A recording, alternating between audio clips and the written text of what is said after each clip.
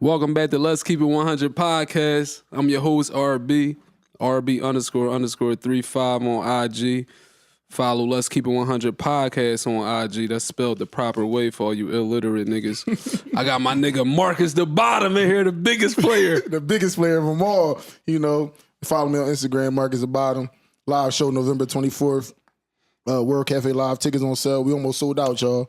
I might be lying, I might not, but get You your lying tickets. like a motherfucker. That shit ain't nowhere near sold out. We on our motherfucking knees like Lloyd begging y'all to buy them tickets. Come on, man.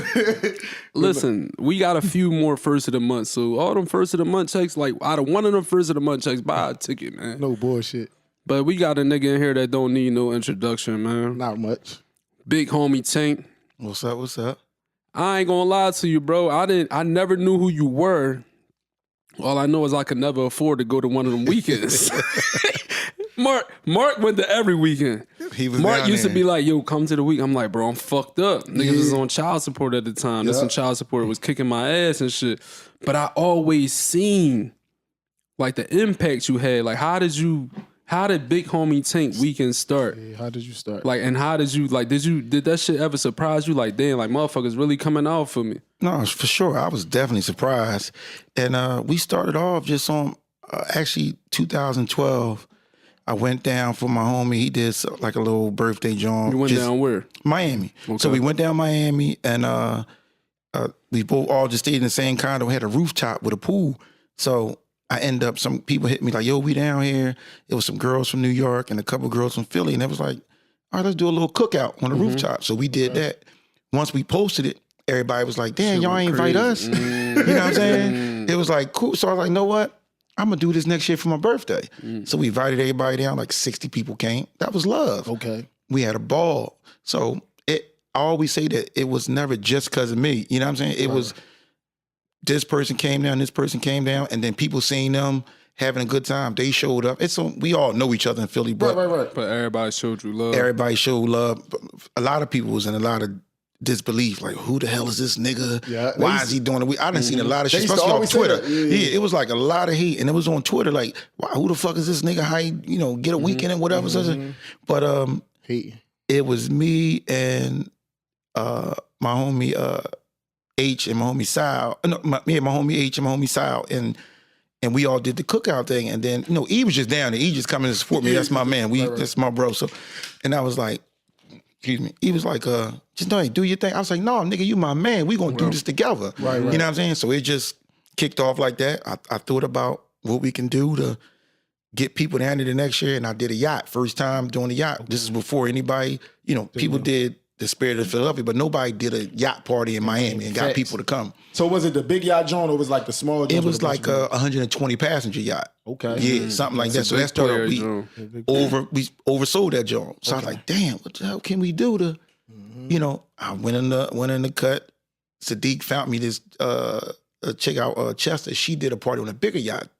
The big yacht, the whole 350. So I looked, linked up, did that. And once we got the big yacht, and then I seen somebody do a pool party in Miami, I hit the people up. They ain't even want nothing really. They like, yo, $3,000 bar guaranteed, you got it. Nothing else. So you get the whole bar? The whole bar? No, they kept the bar and everything. they kept the But we just get the party at the door. You know what I'm saying? Oh, And we yeah, got a okay. percentage. Once we reach 3,000, we get 20% of the bar. Okay. Oh, So okay. that shit just took it off. Like, it just went crazy. You know what I'm saying? Like 2014, it just, that just took it So to... was that the official first Big Homie Tink No, weekend? 2013 was the actual official one. So what it was is my homie Sal jokingly said, Big Homie Tink Weekend, hashtag it. Okay. D-Mac came down. D-Mac hashtagged it. And then Trendsetter, D-Mac Trendsetter, he just hashtagged. Then it just came a little joke, like Big Homie Tink Weekend was a joke the first time.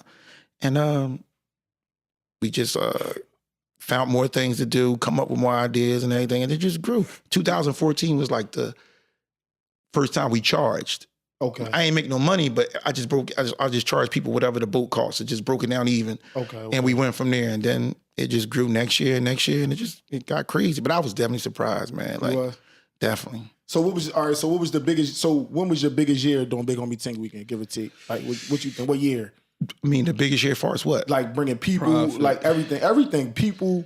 I think it was like 2016 or 15. 2016 was a surprise. Okay. Because it kind of grew. Like the first year we did 60 people. It was free. Okay. The next year we did 200. Right? It was like 200 people down there roughly. Then it was like 400 people that first year we did the pool party on the roof. Yeah. Oh, So, that was the crazy year. Meek was in jail. Yo, Listen, we was in there that joint. I think Meek was on house Diesel. arrest. He posted that shit like, damn, Philly, my was on city house out arrest? there. You said I think Meek. Okay. So he posted that joint like Philly out there. That joint was crazy. That's when Boom performed. Am I right? No, Boom performed 2016. Oh, that was 16. All So right, that was 16. 14, Neef Buck got on the mic and performed the whole damn time. Okay, You know what I'm okay. saying? So I think that was 14. That was 15, maybe. It might have been 16. No, he didn't do it with Boom. No, Boom did it by itself. Yeah, Doom performed by himself. But so Meek put that up. It was like, damn, my city down there doing such. That was a good joint right there. Mhm. Then it just. That's when you know you really booming, when you get that recognition. Like, how that shit made you feel? Like, Meek posting my shit, like, out of nowhere. I mean, he didn't give me a shout out though, but personally, but it was like he posted the pic of the pool party. You know what I'm saying? So that was love though. You know what I'm saying? Like I just But got he to know see what him. the fuck is going He on. seen what's going on because it was love. People was really swimming. Like Yeah, people was in the pool. That shit was lit. That was Yeah. the first pool party that I ever went to. Like I seen people like really having Really fun. in the pool. Girls was pushing niggas in. It was crazy. Yeah, that shit was lit. So after people seen that, the next year, it surprises. We ain't expect that many people. It got to the point that they shut, like the whole North came, Lou and all them came, Lou Williams, Yeah, everybody Lou came. Williams was there, It yeah. was crazy. So that was when it was like the, I forgot the boy name. It was like a little rap group from North. They was down there. They performed. It was crazy. Was that the joint when that's when niggas started renting foreigns and shit, right? Yeah, That's when the foreign shit No, came listen, out. no, I'm gonna keep it a bean. The transporter, you know the transporter? That's his name on Instagram, transporter. Him and his little and Matt. Matt used to be with him. Yeah.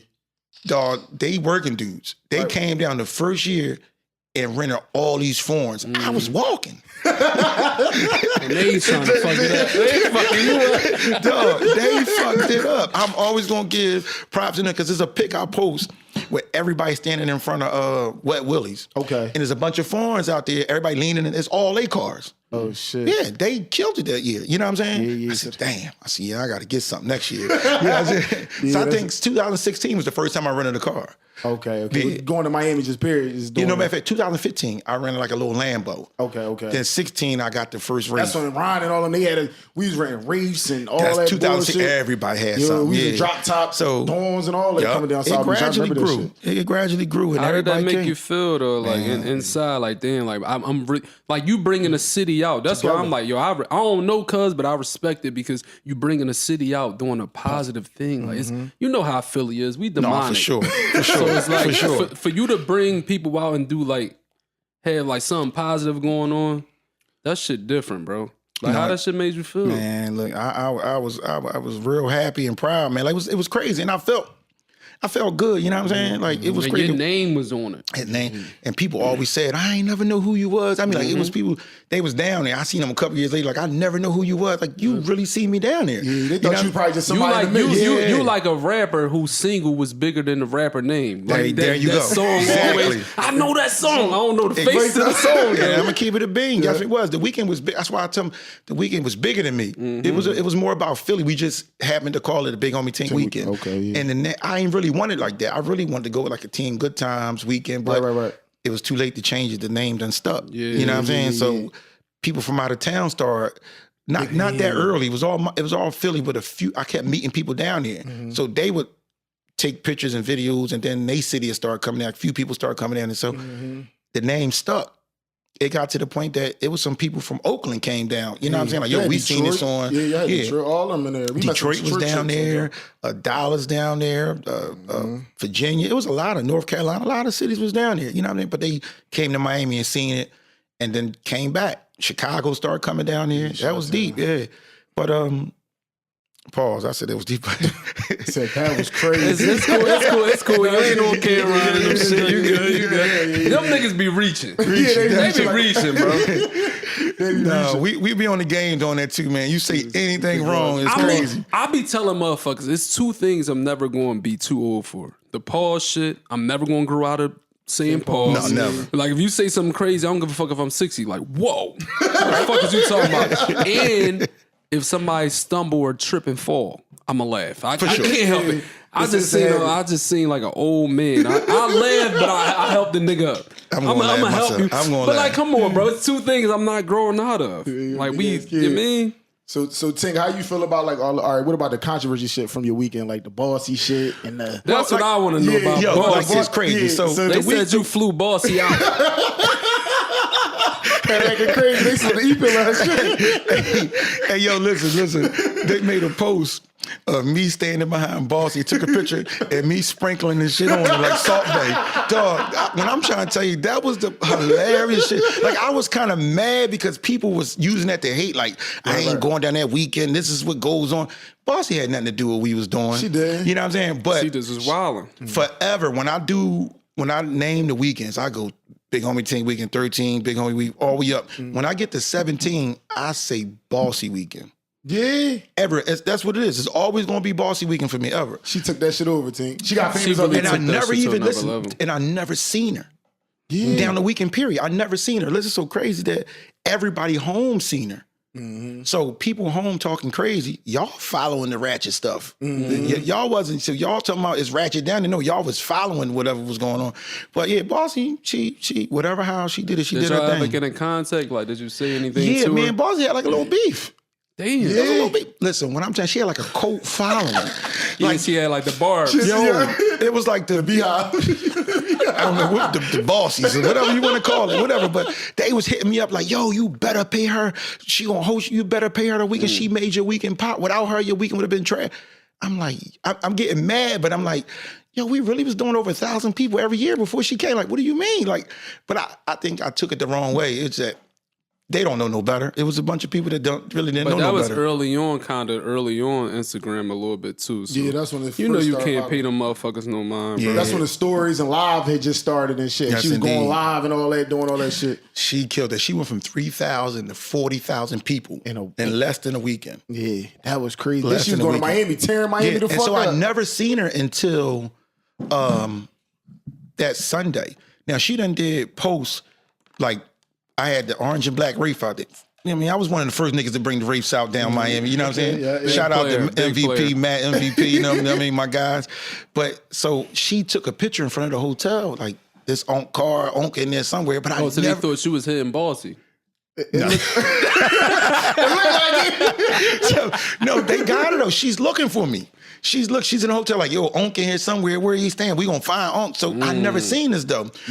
Carla Kev, he showed me that shit. Like, yo, she was really looking for you. I was like, what?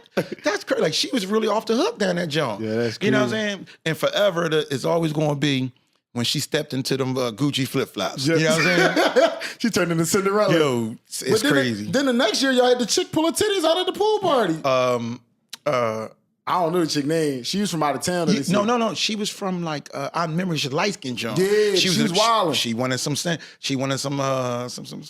of fame or something. But So if you want to go viral, go to Big Homie Tink we- Weekend. what's When is the other next one? one? What's the other one? Hold on. What's the one? The skinny dark skin one. She do hair now. She getting a little paper too. I ain't gonna disrespect it, but Ooh, Nazi Twice? Nazi Oh, came down man. first. Nazi came down before. I think she Bossy? came down before Bossy. Or after I think before Bossy.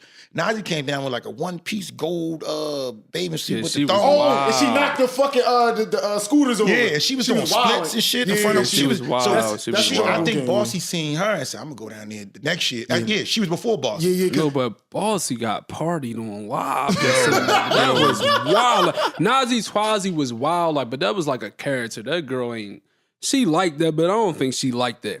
Bossy, like, yeah, Bossy nigga, was I'm gonna show different. y'all everything. Bossy was different. She got a train on the joint. Yeah, that was a bad Bossy joint. should have got a contract for his iPhone battery.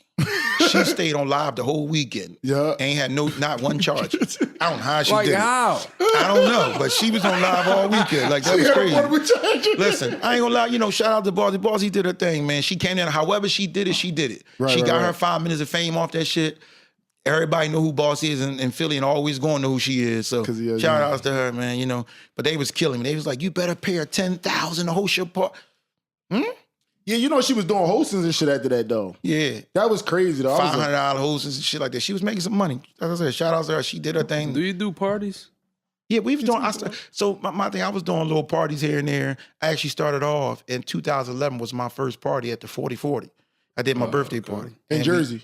in Jersey. yeah. And we did like 800 people the first time. So I was really surprised. Like, damn, this is my first party. And again, it's not me. It's AC. It's the 40-40 people coming. Yeah. We did 3 that year. And it bombed every single one of them. You know what I'm saying? Yeah. So that was the start. And then I did a party and ain't nobody come. It flopped. Shit. Okay, Like, okay. That's Where was what that I at wanna here? get into. It was here in Philly, but it was down. I forgot the spot they used to do the parties and put the foam on the ground on the floor in the party. I forgot the name of the spot. Right there near Second. What year was it? This was 2012. 2012. It was like a lot of the gay chicks and stuff used to go there. It was like you used to go there a lot, but I forgot the name of the spot. But we did a party. It wasn't me. It was a couple main hitters on this party. Okay. You know what I'm saying? I ain't gonna name. They probably want to get named on the bomb, but it was some major. Why you think it flopped though? I think it just wasn't that. It was just a party that time, nobody bad wanted to come. time. Wrong time, and it was like I got added on. I'm like, damn, I'm added on with y'all. This shit gonna pop. Yeah, I'm a new nigga, so I'm like, then this man, that shit flop. Yeah. The one I think E probably didn't get on it because if it's popping, pause. If it's popping, E know about it. Yeah, He didn't get on that party. He's like, I ain't fucking with that. Them niggas might have had a bad rep or something. He didn't even tell you. Like, oh. it was all the cool niggas that we know. You know what I'm saying? That still do parties that pop crazy. So what about the Jones? So I heard y'all was kind of famous for y'all cookouts down Southwest. Yeah. So what about talk about them cookouts? So again, the same people that I started the weekend off with, we was gonna have like a little. Everybody was around like the 57th Street, so we were gonna have like a little 57th Street cookout, and I was like, damn, where can we have it at? And I picked Lemon Hill, so we went to Lemon Hill. Because y'all was at Lemon Hill cookouts. That was all y'all shit. It started in Lemon Hill, so it started off that first year and it popped. I'm like, damn. So what year was this? This was 2000, maybe 13. Okay. 2012 or 13. And it popped crazy. Like, we're like, damn, it did a couple hundred people out here, like off of just, you know what I mean? So the next year we did more. And so what I did was I turned it into like after the weekend, we come home, the weekend in April, we come home in May. It's like a little, you know what, thank y'all for coming down. And it just Lemon Hill just got crazy. And again, the weekend, Big Homie Tink weekend is a staple. It's always going to be a name in Philly forever. It's iconic. You know what I'm saying? Not me, the weekend is iconic. You know what I'm saying? Nigga, Man, you stand. iconic. Yeah, that's your name. Bro, You can't nobody, bro, don't be humble. Can't nobody take that shit away from you. No, like, for sure. You I definitely- really the pioneer of that shit. You had people coming from Philadelphia. To a whole nother state. Niggas don't even want to go downtown. No Niggas bullshit. don't want to leave their for block. sure. But they said, this Big Homie Tank shit, I'm going. Yeah, I'm telling you, I went like 4 years straight. No, Once listen, heard you about and the it. gang was down. That's Yeah. how I got to meet him. Yeah. He And was we coming showed in. out. And we showed out they every showed year. out He don't every stop. year. He don't Every stop. year. He don't stop. Shout outs to y'all because y'all definitely showed out every single year. Y'all Everybody came said down. in the showed bottom love. of here. They The said bottom was definitely in there. You know what I'm We saying? was in there drawn. That was the And, time. Yeah, just so like that was the weekend is it, and it's so crazy to touch back on the weekend is like I hear stuff like to this day. Like I work at the airport, so I'll be at the airport, and one of my friends worked down Main Line. She was like, "Yo, one of my people said that they used to have to plan.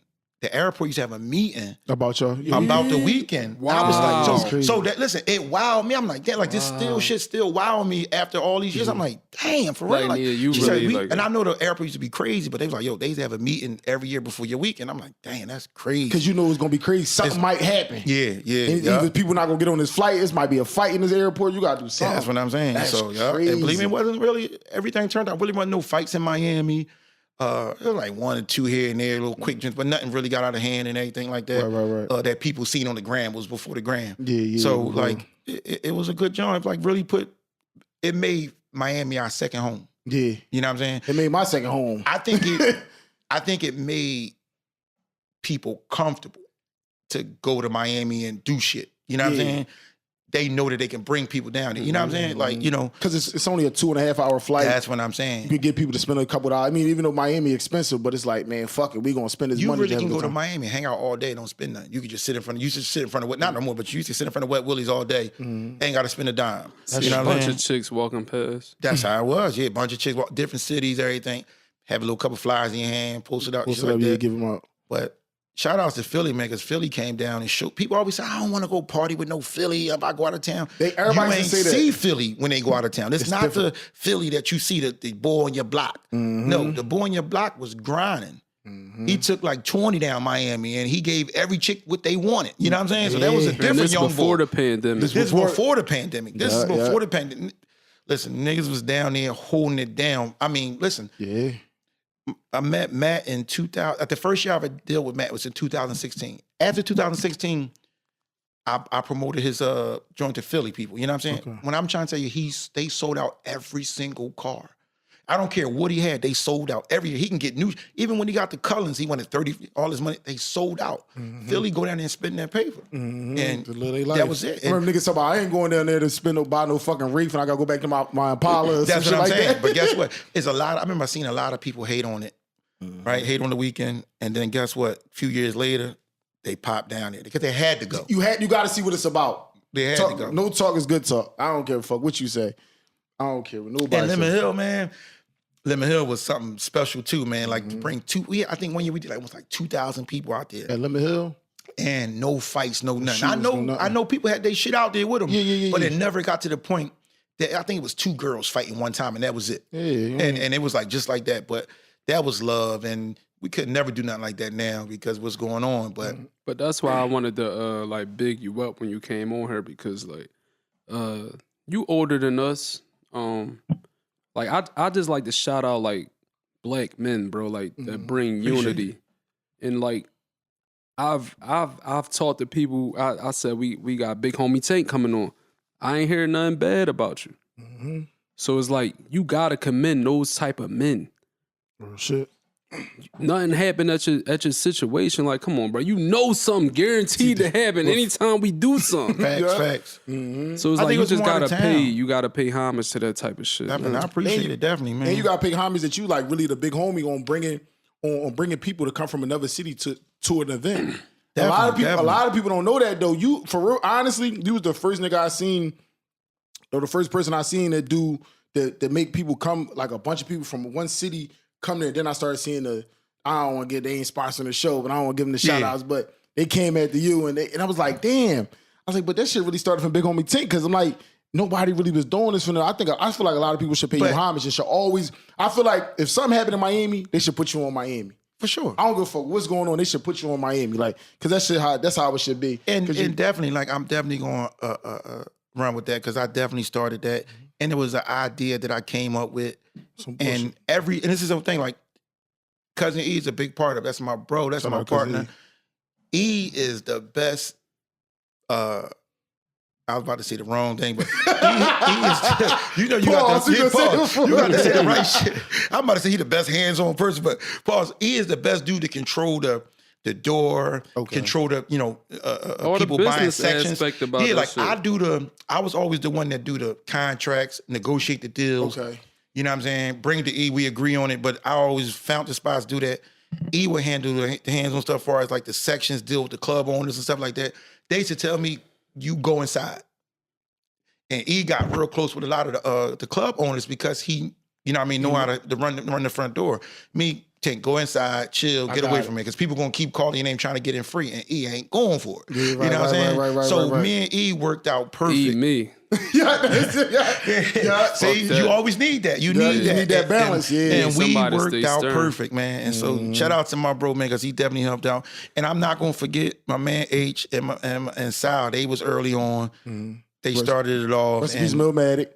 Millmatic. For sure, rest in peace to Millmatic. Millmatic was Mr. Do-It-All, man. Yo, listen, I ain't gonna lie, Tink. Millmatic was giving us bottles of Ciroc for a bean out his book bag. He walking around the club, like around the pool party, like he's on Bossy. I think we gave Bossy some E-pill. Whoa. Some E-pill You Ciroc. crushed up some E-pills and Bossy Ciroc? Yo, Leave me alone. You the So cause of it. Now I see. He going to fuck the jail.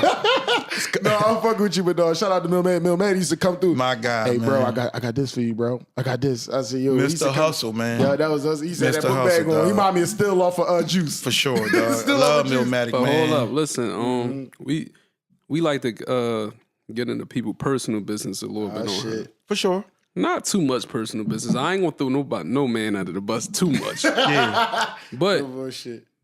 with you being a face of this shit, I know you had some personals. When we say personals, we mean like a personal girl he was talking to or whatever. How many times you done got in trouble behind this shit? But I'm gonna keep it a thing. Actually, I've been with my wife for 16 years, man. Been married for 7. She stood through all the bullshit. I mean, and it's a lot of little bullshit came out. But as far as the weekend, it was really no hiccups. It was a lot more people would come with negative stuff. I can't believe you let your husband do this. Yeah, letting that exterior shit get into our relationship. But nah, she stood tall, had my back, and she's not into parties, nothing like that. You know what I'm saying? You invite your wife and she to younger big than me, Tink. so she never wanted to come. She don't do no clubs, no hanging out, no nothing. So, you know what I mean? She held me down. Wife. You know what I'm saying? And still hold me down to this day. Shout outs to her. You know what I'm saying? But yeah, all she said was, bring that bag on. That's it. Now, if you don't do that, we got a problem. Okay. So like, you know what do you what do you recommend to like younger men? Like, do you recommend that they stay single, or do you recommend like a nigga? I'm gonna keep it a bean. Like, get a solid chick? If you young and you find the right person, you think the right person, it's always good to have that person that got your back no matter what. You know what I'm saying? That you can talk to, go home to, do whatever. If you out in them streets or however, especially if you out in them streets, you need that backbone. You know what I'm saying? But honestly, do you for a while. You know what I'm saying? If you single out there, do you have a good time? Because when it's time for you to settle down right, man. Don't make a lot of mistakes. How a lot of dudes make mistakes out there and lose that one that you got that's real important. You know what I'm saying? So be honest though, like, because a lot of women, they like to throw this at us. No matter how old a nigga is, he still be on some childish shit, bullshit or whatever. For sure. So like, what age did you really like? Because I pride myself when I tell any girl I talk to, I ain't gonna lie to you. I'm out here doing what I want to do. I'm a free agent, bitch. I'm for everybody. I'm a Joe ass nigga. They call me Joe. Bitch, I'm for everybody. So like, I'm just honest with it. But if I had a girl, I wouldn't cheat because I went through that shit before. I don't want to lie to no girl, none of that. But what age were you when you realized like, I'm gonna just keep it a bean. I'm gonna be honest. I ain't gonna. I'm gonna tell you the truth though. Like I always was told back in the day, like a man doesn't really mature till he's 40. Okay. And I always said that. I said, know what? I'm gonna get my shit right by 40. And that shit was in the back of your head. Yeah. You know what I'm saying? Now, mind me, I had the old crazy bullshit that went on, but we all did. Right to up to that, I turned 40, and then I got married in the same year and everything. You know what I'm saying? Like I had a little bullshit. I lost my mom that year. Got married that year. Had a little bullshit that went on with some little cheating shit. You know what I'm saying? But it was before I got married. And then I matured. And when you really got that one that rock out for you, no matter what, niggas make hiccups, man. I don't get this married man. Niggas not saying I did or whatever, but niggas still gonna hiccup. We make mistakes, bro. And women know that. You know what I'm saying? Women know that, you know what I'm saying? But if you can stop yourself, don't stop, because you don't want to lose that one that got your back. For some bullshit. Some bullshit. So you think it's a hard being like, so I want to say you popular because you got a weekend. So is that really hard? Because you damn near like a rapper. You somewhat of a celebrity in the city of Philadelphia. Yeah, it's definitely hard. It's definitely hard. So is it hard to keep that shit, like when you go outside, people like, that's big on me Tink. You might be like, oh God, like here we go again, like shit like that. Do it. Yeah, well, I know a lot of people, a lot of girls and everything. So I'll never. You know what I mean? I could be with her and see people. Joe? For sure. And she hate it. She hate that Joe shit. Like, she hate it. You know what I mean? So definitely but she you got hate a politic though. You definitely got it. I think she understands that. It's like I used to, first she used to get mad, like, I seen you in a section with some. I said, babe, listen, we men and we got an image. We never going to be in a section by ourselves. We going to look crazy with a bunch of dudes. Yeah, so she understood that and knew that if she seen me in a section with a girl, it wasn't nothing about I'm messing with it. You know what's crazy though? I'm gonna tell you something that's funny as I'm all talking out the mic. Let me tell you, pause. Pause. But no, you know what's crazy? Every time I seen you though, like when everybody had sections and shit, you actually always kind of stood to the side though. I always peeped that shit. Because videos. I always peeped that shit. You always stood to the side though. You was like out the section. Y'all like an old school mentality. I got that for me. Yeah, I got that from me because my dumb ass really used to want to be in the mix. I'm ready to dance. I'm the motherfucker going to dance, act crazy, get drunk. You know what I'm saying? So, but he will always just stay on the side, and I was like, no, I need to start doing what the hell he doing. So I don't, because before it was like you might lean down to say something to a girl, you know what I'm saying, and they catch you. The way the freeze frame looks like you all in her ear. Like so talking to her, yeah. Wifey understand, but it'll look crazy to everybody else. So I don't want to embarrass her, do nothing like that. You know what I'm saying? So I just start, trying to stay out the way, or at least let people know, like, keep your camera on yourself. You know what I'm saying? Yeah, that's a Don't bring no camera over here. Keep your camera on yourself. So things but worked you out. can't really do that at a party now. No. That shit over with. Motherfuckers got Not now. Not now, but back then it was good. It was good. Everything worked out. I ain't really have no bad shit down there. Made some money, had a good time, man, and we definitely we stopped. We stopped like a year and a half. We stopped like a year. But we bringing it back in April, man. Everybody been hitting me up like, yo, bring the weekend back. So we definitely gonna bring it back next April. So how y'all coming with this shit? Pause. I mean, it's gonna be like I'm going at it like it's gonna be like a reunion, man. Like Okay. a big homie Tink reunion. You gonna do it back in April and everything? It's back in April. Okay. April 26th to the 29th. We looking at the last weekend of April. Okay. Oh, I'm gonna be broke. Both of my daughter's birthdays, 19th and the 29th. Oh, man, bro, we going. It's on me. Man, fuck it. Let's talk about it. Let's talk about it. This is really growing, man. So y'all gonna be your own celebrities. Y'all know y'all come on down, man. He done came down and spent enough. Him and his gang that came down and showed us enough love. Of course we gonna show love. That's what it matters. That's one thing y'all do though. I get y'all like, do show love when we come in. It's always it's love. for sure. Y'all never treat us like that's my guy. This and that. Listen, that's my man. Yeah, that's my guy, man. Yeah. So shout out Mr. Wealthington. That's what we call Mr. Wealthington. So definitely we gonna do that, and we trying to. I'm right now. I'm trying to look into doing like find some day party spots, some different shit. Mostly off of South Beach. You know what I mean? Now, the pool party definitely I got to look on South because I'm trying to do it at one of the major hotels. It got to be at the major hotels. It got to. If it's not, I think it's not gonna go down. What was the one y'all had that one time? The joint when Bossy was at. What the fuck was that? That was the Shelbourne. Yeah. That shit closed down, ain't it? The Shelbourne's still open. Still open. So the thing about the Shelbourne, dog, we killed it. Mm-hmm. But the hotel charged me $60,000 bar guarantee, so we had to give them the money up front. So we never made $60,000. No, I never made the whole 60 to give them up front. So we ended up giving them like 30, and then they burnt you off for the rest. No, so they was like, well, you owe us the rest, and they made me sell hotel rooms. So they said you responsible for selling 200 rooms for 3 nights. Only sold 77 rooms for 3 nights. So they was scheming. So they were scheming. They got me. They knew I was fiending for I had to find a hotel. They got me like that. So we ended up only selling 77 rooms. So I owed the money from that. It rained for 4 hours. It definitely did. So it rained that day. I only made. But listen, it rained. Everybody stayed in the rain. We still made $45,000 at the bar. They said we still need that 15. Get the fuck out of here. So what they did was they put this machine at the door where you can't unlock it, but the money go in. We made some good money at the door. Okay. And they kept. Yeah. So at the end of the day, you broke even. No, we still made some money. We still made some money, but to us, we lost because we really the money we seen because we touched the money already. We touched it and then had to say, give it up. So that night, everybody went to live. Me and E walked around like a sad dog. We went inside Fat Tuesdays. The Miami Fat Tuesdays is ratchet. Yeah, everybody like, yeah, y'all niggas made a bag. Y'all see where we at. Y'all see where we at. We got on the same clothes. Looking like yesterday. Yeah. Y'all go ahead without us, man. We didn't even go nowhere near live. Yeah. We walking around, man, we lost over 65,000. Damn. Because listen, I sold. I had to give a free ticket away to everybody who bought it, 2 tickets to everybody who booked a room. So even if it's one person to book a room, I gave a room 2 tickets. So if you count, we was charging $1 a head for each ticket. That was like $16,000 for 77 rooms. You know what I mean? We lost. And then top off, I had to get them 20 more for the rooms. 20 more thousand for the rooms, and then the 15,000 off the door to make it to 60,000 for the bar guarantee. We lost heavy. Everybody thought we ate crazy, and no.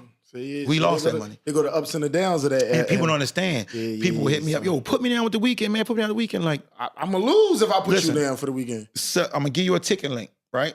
There you go. Everything you sell on the ticket link, you get 30% up. You ain't got to put a dime up. Smart. I ain't selling no tickets. It's free.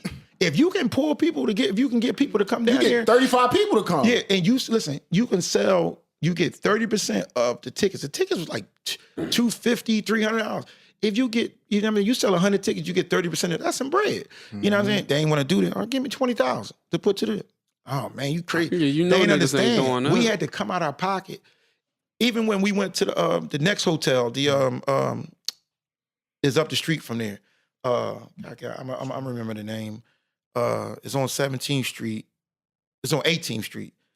It's the one we did 18 and 19. Okay. I'm remember the damn name, but we had to get them 50.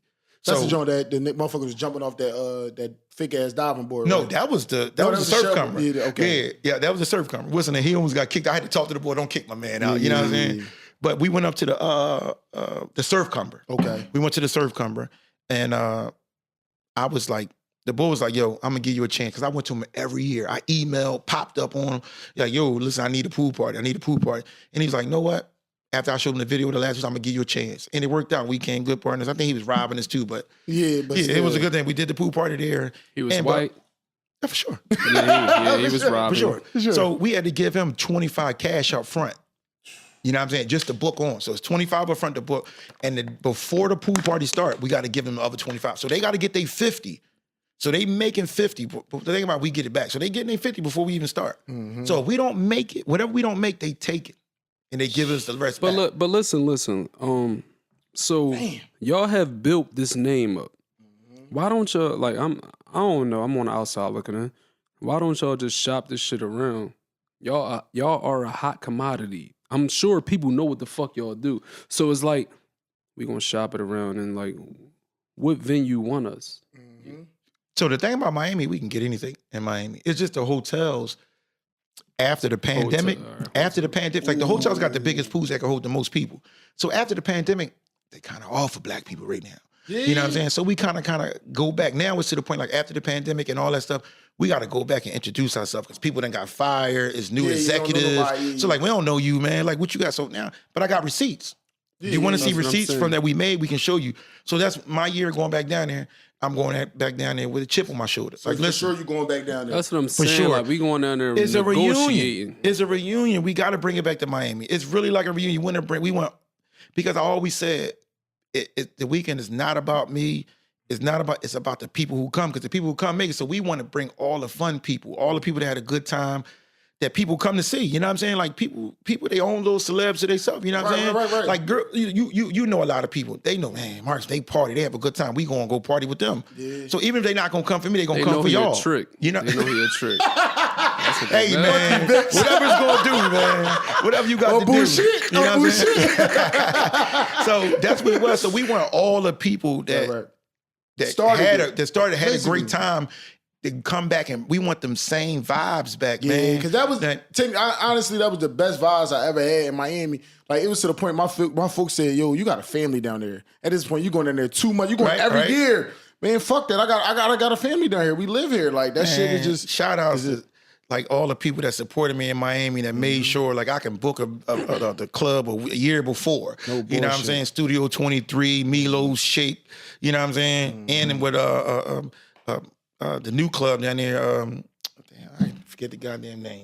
It's a new club? No, the one that we always go to on Fridays is Cameo. Exchange. Oh, Exchange. Shaking them. I mean, CEO Shake, you know what I'm saying? Yeah. Shout out to all of them. They fuck with us heavy, man. We call them, say, yo, we want this date. A year later, you book.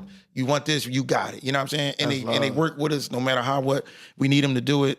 And Miami really like opened up because in the beginning, we couldn't get what we wanted, man. Yeah, that's why we were just partying together. We would go to all the clubs together and just party together, and nobody wasn't. You built the resume, and we built the resume. They started seeing what we can bring out, so they had to start messing with us. So look, do you get more like positive insight or negative, like when you just in your mix? Because you got to think about this too. Niggas are haters. For sure. So I've seen a lot of bitches that I wanted to hit at Big Homie Tink weekend.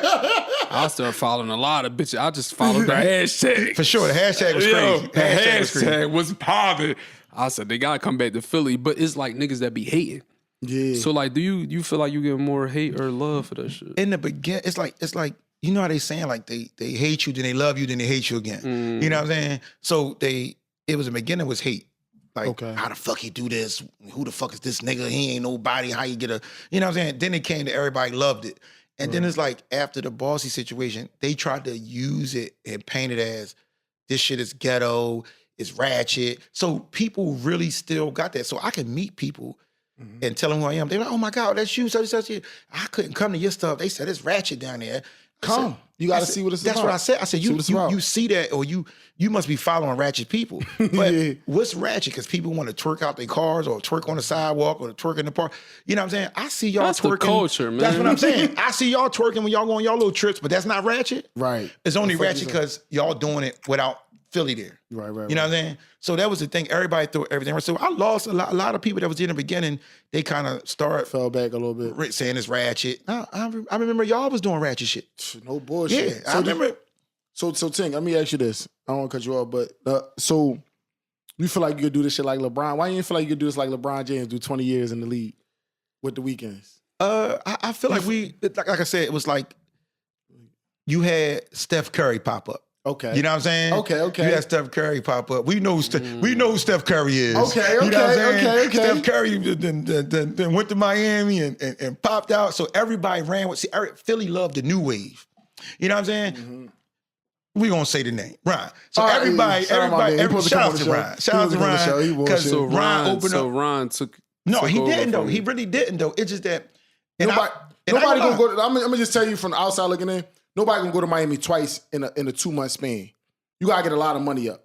Because I think your weekend was April. Ryan shit was in February. Yeah. So it's 2 months. You gotta cough up. I might gotta spend a dime at Ryan Jones. I might gotta spend a dub at Big Homie Tink weekend. Because if you gotta look at it, Big Homie Tink weekend was bigger than Ryan shit. So we gotta spend more money. Like, you feel like but Ron, it really didn't. Ron stepped on your toes. No, but listen, bit. and keep it a being. I ain't gonna say that because it was.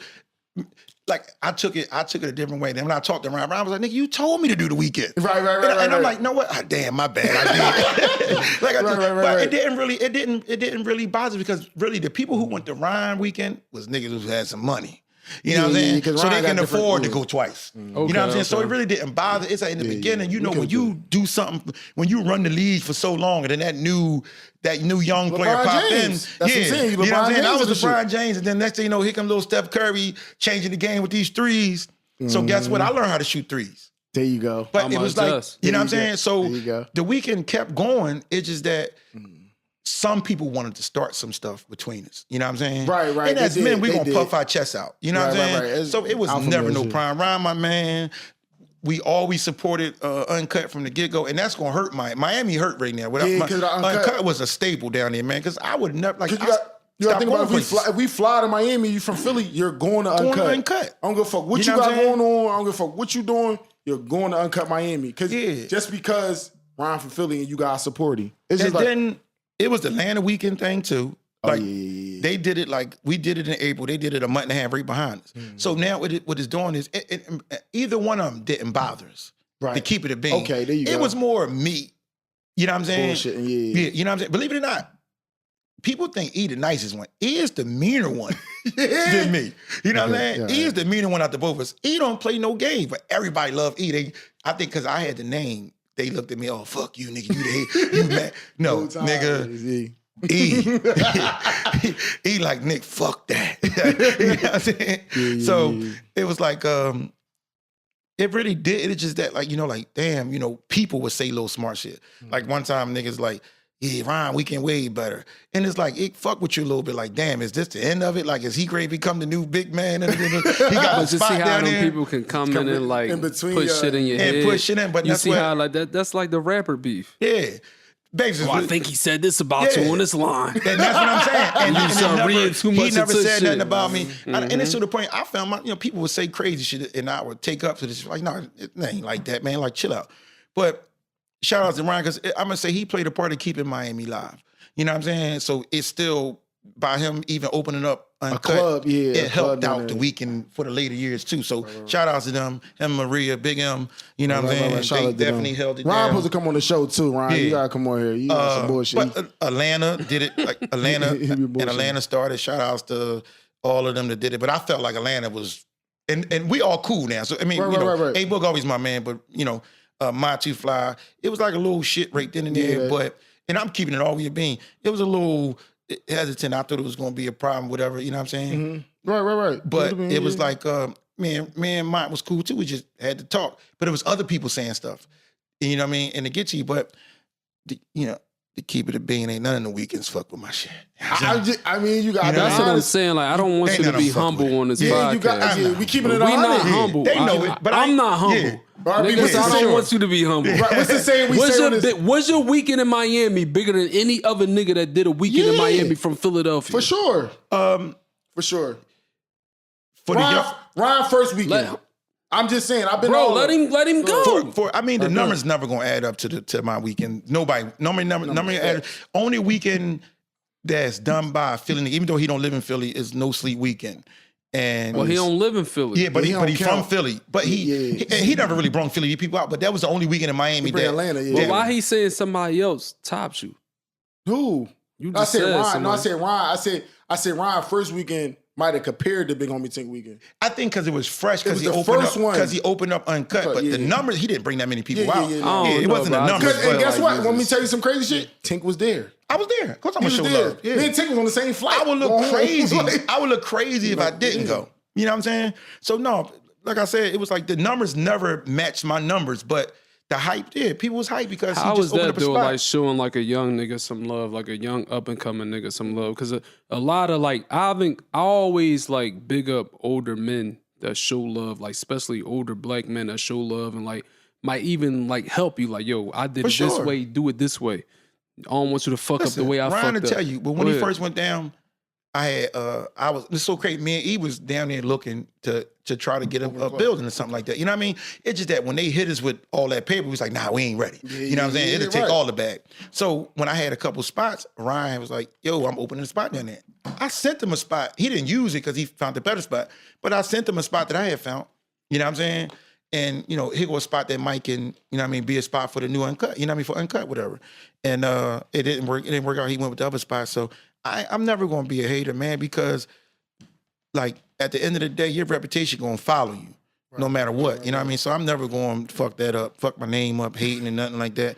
And I'm always going to support, man. You know what I mean? Because I had a good time down there. I came down. A Boog had the yacht. Me and my man, we put up on jet skis. A Boog was like, yo, come on. You lost your phone that time. I lost my phone, in the middle of the ocean. Listen. You know how I'm around. Yo, you know was definitely around. You see, you know I'm around. Like, A Boog and them had some girls on the front, some dumbasses. They started twerking, and I looked, and I had a fresh bottle of Henny. I had my phone, and I put my money inside the bottle of Henny. So I lost the money. I didn't bring all of it out. I left some money in the car. But it was enough to just in case to hand off to people. I didn't want to get on the boat free. But I lost some money, a bottle of Henny, and my phone. I remember this. You had a flip phone when we was in the airport. Yeah. I said, how the fuck you got a flip phone? That was my little trap joint I had with me. It was He lame. told me, how the fuck out? He said, that phone that fell in the water. Like, man, listen. That's crazy as shit. Tink.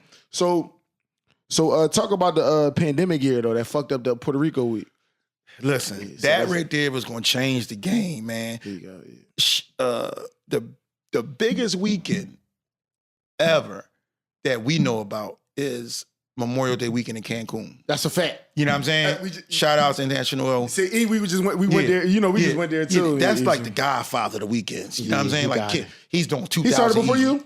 He started way before me because Cancun started when I was a young boy. Cancun started. Yeah. And then I think it stopped and everybody went to Miami. Okay. Memorial Day weekend. And then when Miami. That was that Alonzo Mourning weekend shit. No, right? before. It was before that shit? That's what I'm saying. People don't understand. Before Big Homie Tink weekend, Alonzo Mourning weekend was Sadiq and E was popping. So I'm not the first nigga that really did. Who really did an out-of-town weekend. I'm the first person that went with my own, bring people out on that name or their own name. Mm-hmm. You know what I'm saying? For the people to know, because it was, back then, Alonzo Mourning weekend for Philly, it was big, but it wasn't that big. It was like all the popping people came out. My weekend, we brought out everybody, the common folk, we brought out every single body. You know what I'm saying? The working folk. So that was the difference. And it gained a lot of name because Alonzo Mourning weekend was because of Alonzo Mourning. Big Homie Tink weekend was because of us. That's why people look at it like, yo, this is the first weekend ever that we brought everybody out of town. But no, Sadiq and E brought everybody down to Miami for Alonzo Mourning weekend. Shout out to them. That's why I say E my partner, man. E know a whole lot. You know what I mean? From Rockefeller days to the doing some of the poppin'est parties. Like he keep his name alive and do his thing. And then you got to say to now the Grand Camino, you know what I'm saying? Yeah. People said some crazy shit one time. You know, E like I said, he a meme of it, but he kind of like a chill. He ain't the person that look for the trouble. Right. The people He say always got a crazy shit. smile on his face. Yeah, because he always happy. Yeah, he And seemed way everybody more love- approachable than you. Yeah, Everybody no love bullshit. E. Everybody love E. You know what I'm saying? Look at E. You know what I'm saying? Everybody love you. So the thing about that is, people will say crazy shit. I be ready to just let's do this nigga dirty. Like, he ain't gonna talk about my man. Even though I know you don't want, let's get crazy. You know what I'm saying? Like, he earned his spot for where he at with Kev and all of them. He ain't no, you know what I'm saying? He got his own. He ain't never been a motherfucker to go there and, you know what I mean, do that freeload or whatever. He earned his spot. And as one podcast that Kev say that, he earned his spot on the jet. So shout out to E, Grand Camino, Kev, Wayne, all of them. We get E on here. E gonna come. We need to know all them stories. He might have got a fake code. He probably ain't want to come when I came. He gonna come on his own time. That's cool. You know what I'm saying? That's Bring cool his own. too. You know what I mean? It's like, no, he cool definitely had a bad cool. He was sounding crazy. But the weekend, man, really put me on the map because I was known. Like, I was always known because we always went out to the club. Y'all had that big ass cookout. Yeah. So wait, when was that big ass cookout? Tink, was the joint? Was that the pandemic? 59th Street, 57th Street. The cookout when the cop was getting danced on and all that shit. When at y'all block?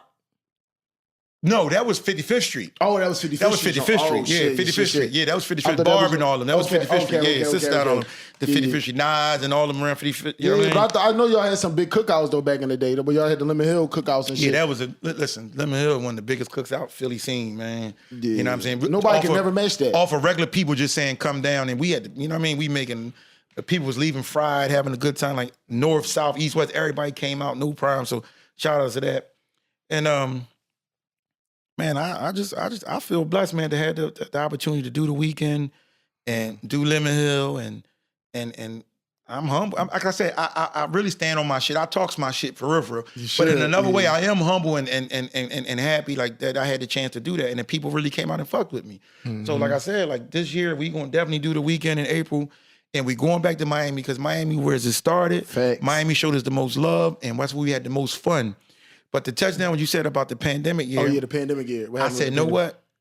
I swear I'm a switch Miami and do something different. Okay. And my man Millions over Jersey hooked me up with his man that owned a club in Puerto Rico. Okay. And then he showed me another spot. So it was gonna be crazy. We had everything booked. I mean, look, we sold tons of tickets, man. I mean, like I know you did sell a lot of tickets, man. I know you like, sold a lot of tickets because motherfuckers hit me up like, you going to Big Homie Ticket Weekend this year? And we sold the sections already. Like everything was in the high numbers. You know what I'm saying? That we sold all, and we had Fab booked. Shout out to Fab. This is crazy, right? After all these years, this was the first year that we was about to get a big celebrity.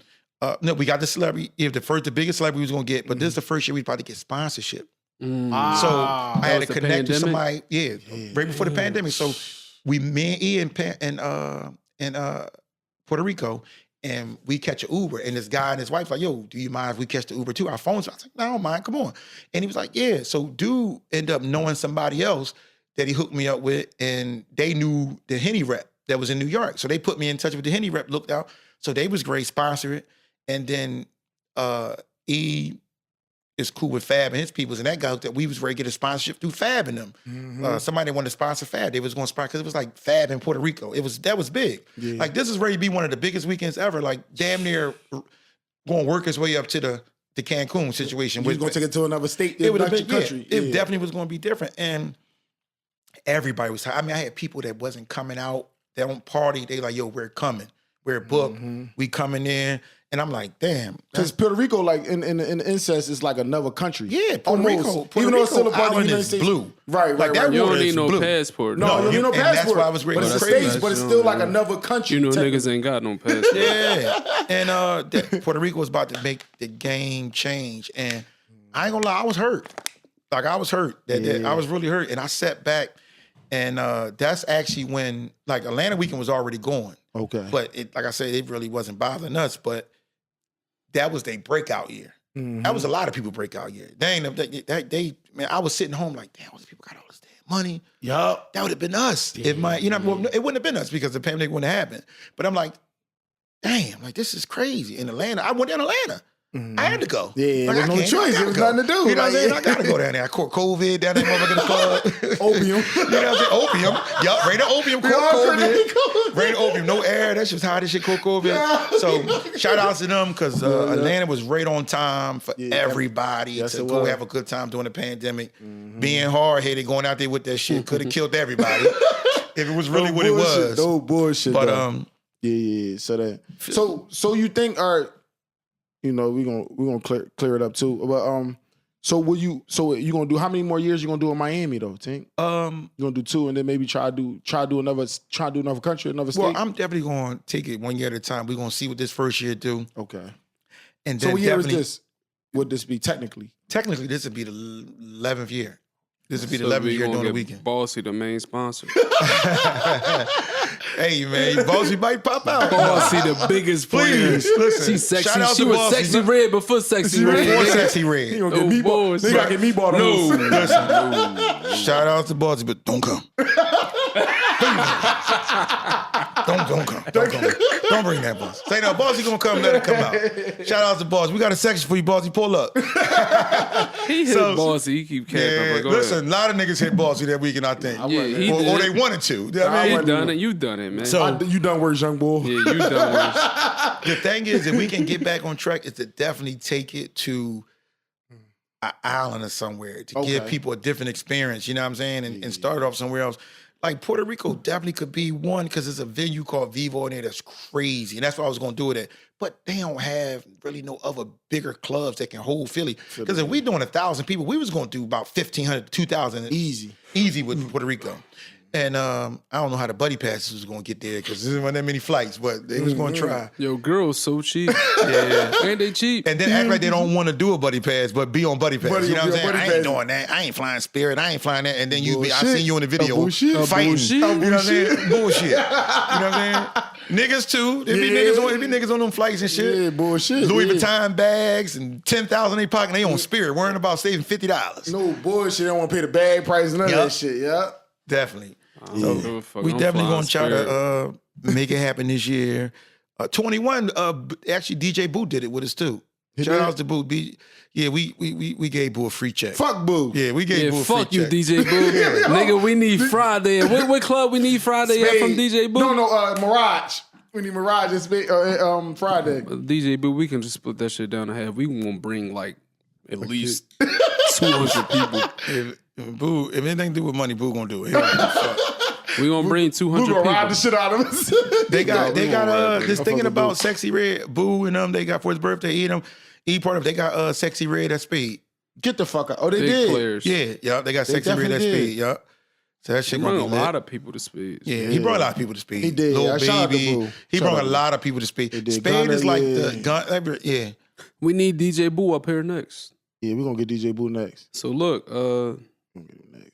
with all the party and shit, we was talking about this like off camera. Do you get burnt out? Like you've been partying for a long time. Like I know you he just brought me outside. I did partying. I did. And I'm looking at niggas. I'm like, I'm depriving myself of sleep. I'm the nigga that go to the gym Monday through Friday. Mm-hmm. These niggas bellies out here. I'm like, yeah, that's me. I gotta no. But you ain't like niggas is younger than you. Yeah, and I'm looking at them like, bro, what the fuck? Y'all niggas tore up. Y'all went to school with me. Yeah. So I'm looking at it. I'm like, yeah, this ain't the life for me, bro. If I got to be doing this, so how do you like how you feel about that shit? Like, no, just you definitely get burnt out. Overall party. Philly will burn you out because it's really nothing to do in Philly. So you're going to keep doing the same thing over and over in Philly. Like, you know, we go to Miami and party all day for 3 days straight. Party, don't even get no sleep. No nothing. We go to Houston, party all day. You know what I'm saying? Go to Atlanta, don't sleep, and look forward to doing that. In Philly, we like, I gotta go there again. Like, yeah, let's see the same. Shout out to everybody who own the bars, but I hate to say it, but the bars really killed the vibes in Philly. You know what I'm saying? I hate to say it, but shout out they making their money because people can go in the bar and dress however they want to dress. you know what I'm saying? You can just go do whatever you're gonna do. You can wear your work uniform. You wear your work uniform bar. You know what I'm saying? The bottles was cheaper, so they didn't have to go to no clubs. So whatever clubs was popping, they lost money because the bars took over. You know what I'm saying? And people felt comfortable. They can go in their own hood right to the bar. You know what I'm saying? Remember, but you might get killed in your own. Yeah, that's what I'm saying. You definitely listen. People have there's a lot of people that's not here no more that got killed outside of bars. Girls that got hit by straight bullets outside of bars. But it ain't the bar owner's fault. You know what I'm saying? It's always the people that bring the bullshit. You know what I'm saying? So shout outs to all the bars that's popping still popping. So the bar game really fucked up the club shit. The bar game fucked up the club shit because now it's easy to do shit at the bar. You can go to the bar and bring your homies in and order 30 bottles pre-order. Right. You ain't doing that in the club. It's difference of 30 bottles for full 50 and $30 bottles at 150. Yeah. You know, at $100. You know what I'm saying? Yeah. You know what I mean? And the bar owner say, you know what, I'm gonna do that because think about it, I'm making $50 off each bottle and I'm doing times 30 before we even open up. It's nothing to do with my money. So people was doing that, you know what I mean? And it worked. Believe me, I went in my bar. I wanted to own a bar. Shit, I was really hoping to own a bar. You know what I'm saying? I see the success that everybody's having, man. Damn sure I wanted to be a part of the shit that fucked the clubs up. You know, you know what I'm saying? You know what I mean? But it didn't happen, and shit. Right now, it's all we got is the bars because there's no clubs in Philly. No clubs. There's no clubs. I mean, we got Spade now. You know what I'm saying? Oh, bullshit. That shit. They got kids in there, bro. And that's the thing. At being my age, you definitely get burnt out of this shit. I got kids them girls' age in there. Them bitches fucking 18, 17. Like, bitch, I got a daughter your age. You drunk. Damn near, yeah. I was humping early on. So you get burnt out with all that shit, man. Like, and it's always a frustrating to go to another city and part. But I'm like burnt out. I'm burnt out even going like to not even to Miami, say Miami, but you know, just doing the same shit. Like once in a while, you can go away to Miami, Atlanta, but even just going there all the time get you burnt out. You know what I'm saying? Like I'm tired of going there. Like, you tired of going there because it's the same shit. So now that like the shout outs to people that's traveling these days. You got people that been across the world that when I was a kid, man, we never thought about going. I never thought about being in Paris and being in like Dubai and you went there, right? Yeah, and then going through. I went to Dubai early before everybody was going. Back 2016, I was already out there. Talk your shit. You know what I'm saying? Dorney Park was a trip for me. Dorney Park was the trip. Like niggas, you laughing, nigga. Like that was a trip, nigga. Dorney Park was whole time is more to the world. Like no bullshit. Dorney Park was definitely the trip. We came a long way, bro. People in the south of France and shit that we seen Jay-Z and them do back in the day. We thought that cost $1 million to do, and we come to find out that we can do this shit for cheap. Like, you know what I mean? So that was one of my biggest things of getting the job at the airport. Me and my family fly free. Like I've been doing the non-rev shit. Talk about the job shit because people might see a guy like you and think you ain't got no job. They just see like here, big homie Tink is here because they think and people just think people that got money don't have a job. Everybody got something going on. If it's not a job, somebody got I don't care if you did weekends, you own something. Like everybody got something else going on to make them some money, some real estate, something like that. But talk about you having a job. Never thinking that the job. Everybody just say job niggas was lame, but don't think that. You know what I'm saying? Having a job came through during some hard times. I had my job to fall back on. You know what I'm saying? So like. That's a blessing to have something going that you can make some money. It might not be a lot of money, but you can run some you bill can pay money your motherfucking rent. Bills and keep above on the bills. So I love my job, man. Like right now, my job is my corner. That's my outside. I can't hang. I'm too old to hang on the corner. It's not my vibe. So I'm going to work. I'm chilling. We talking shit. We having a good time. I'm working, doing my little shit. So big homie Tink right now has a job. For sure. Yeah. But just saying, when the last time you did Big Homie Tink weekend? 2021? No, 2022. It's a bad year, but we did it 2022. Okay. Yeah. All right. Right. But I'm just saying, so think about that. So if you ain't had that job, you be trying to figure that shit out. Yeah, for sure. You know what I'm saying? Figure that shit out. So, yeah. So just know. But shout out to the airport. The airport was, the airport was a big part of the weekend. A lot of airport employees came to the weekend. So this year, I'm definitely going to do like a whole airport campaign. Okay. You know what I mean? Because even if you get 200 people from the airport to buy a ticket. One thing about your job, they're going to show you love. They're going to show you love. They show love. If you're a good person, bottom line, that's how you know if you're a good person. When you do something, your people going to show up for you. For sure. And it was like, yo, big homie Tink work at the airport. I mean, I'm coming through TSA. Yeah. They're like, that's him. She's like, no, it's not. Like, that is him. Listen, I'm coming to them not saying that, but I'm smiling like, it's me. I got it. I still got it. You know what I'm saying?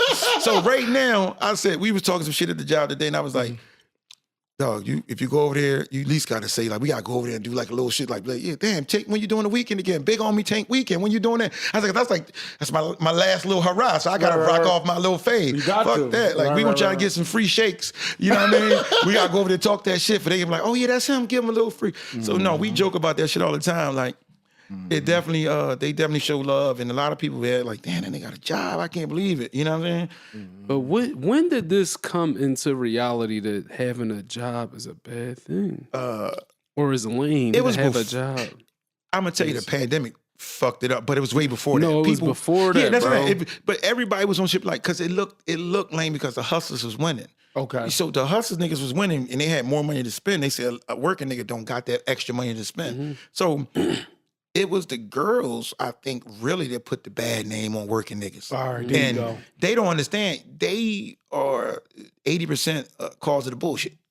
I love the women, but they 80%. Because niggas, we do whatever we gonna do for a woman. For girls. You know what I'm saying? Niggas, it's bad, but niggas will put a nigga in the ground for a girl. You know what I'm saying? Niggas will rob everything. They mom, everything to get some motherfucking money to let this bitch know, listen, I can afford you. I can take you to get you this steak and you know what I'm saying? So they run the world and they fuck the world up too, because they got niggas get going crazy. So that would made it lame, because niggas couldn't get that. You know, back in the day, they didn't know that working niggas can get a Benz and working niggas can get a BM, and they didn't understand it, because we do it to get that shit. You had to have money. Come to find out, no, nigga, just get a little credit score and a regular job and pay that shit. There you go. You know what I'm saying? There you go. Niggas don't understand. Working at Chick-fil-A will get you a goddamn BMW. They I don't be understand telling motherfuckers all the time, the niggas who have the most stability that I know It's have working jobs. They And have they don't their own understand that. house. 'Cause guess or what? apartment. They got their own car and their name. Guess what You don't niggas have ain't a got drought? none in y'all name. Well, guess what don't have a drought? What? A job. You know what I'm saying? Nigga, That's the biggest thing you can tell the them. shipment ain't coming. The job here. I'm gonna keep it a bean. Some of the successful hustlers, the OGs, they worked. They had a job, nigga. They was at the job. I know niggas who get crazy paper to this day. They work every day. Yep. And that shit just You know what I'm saying? stay They on work side, every fucking day and always did. You thought that nigga, you don't work. He went to work. That's why you couldn't find him in the morning. He had work. You know what I'm saying? At 3 o'clock. Yeah, he off at 3 o'clock. He could take care of you after that time. And a job keep you out of trouble. For sure. Like, it's going to keep you away from certain shit. Like, that's why I pride my mom on just handling me the way she did, bro. I was always out of trouble. I had a job since I was 15, 16. And to this day, I have a job.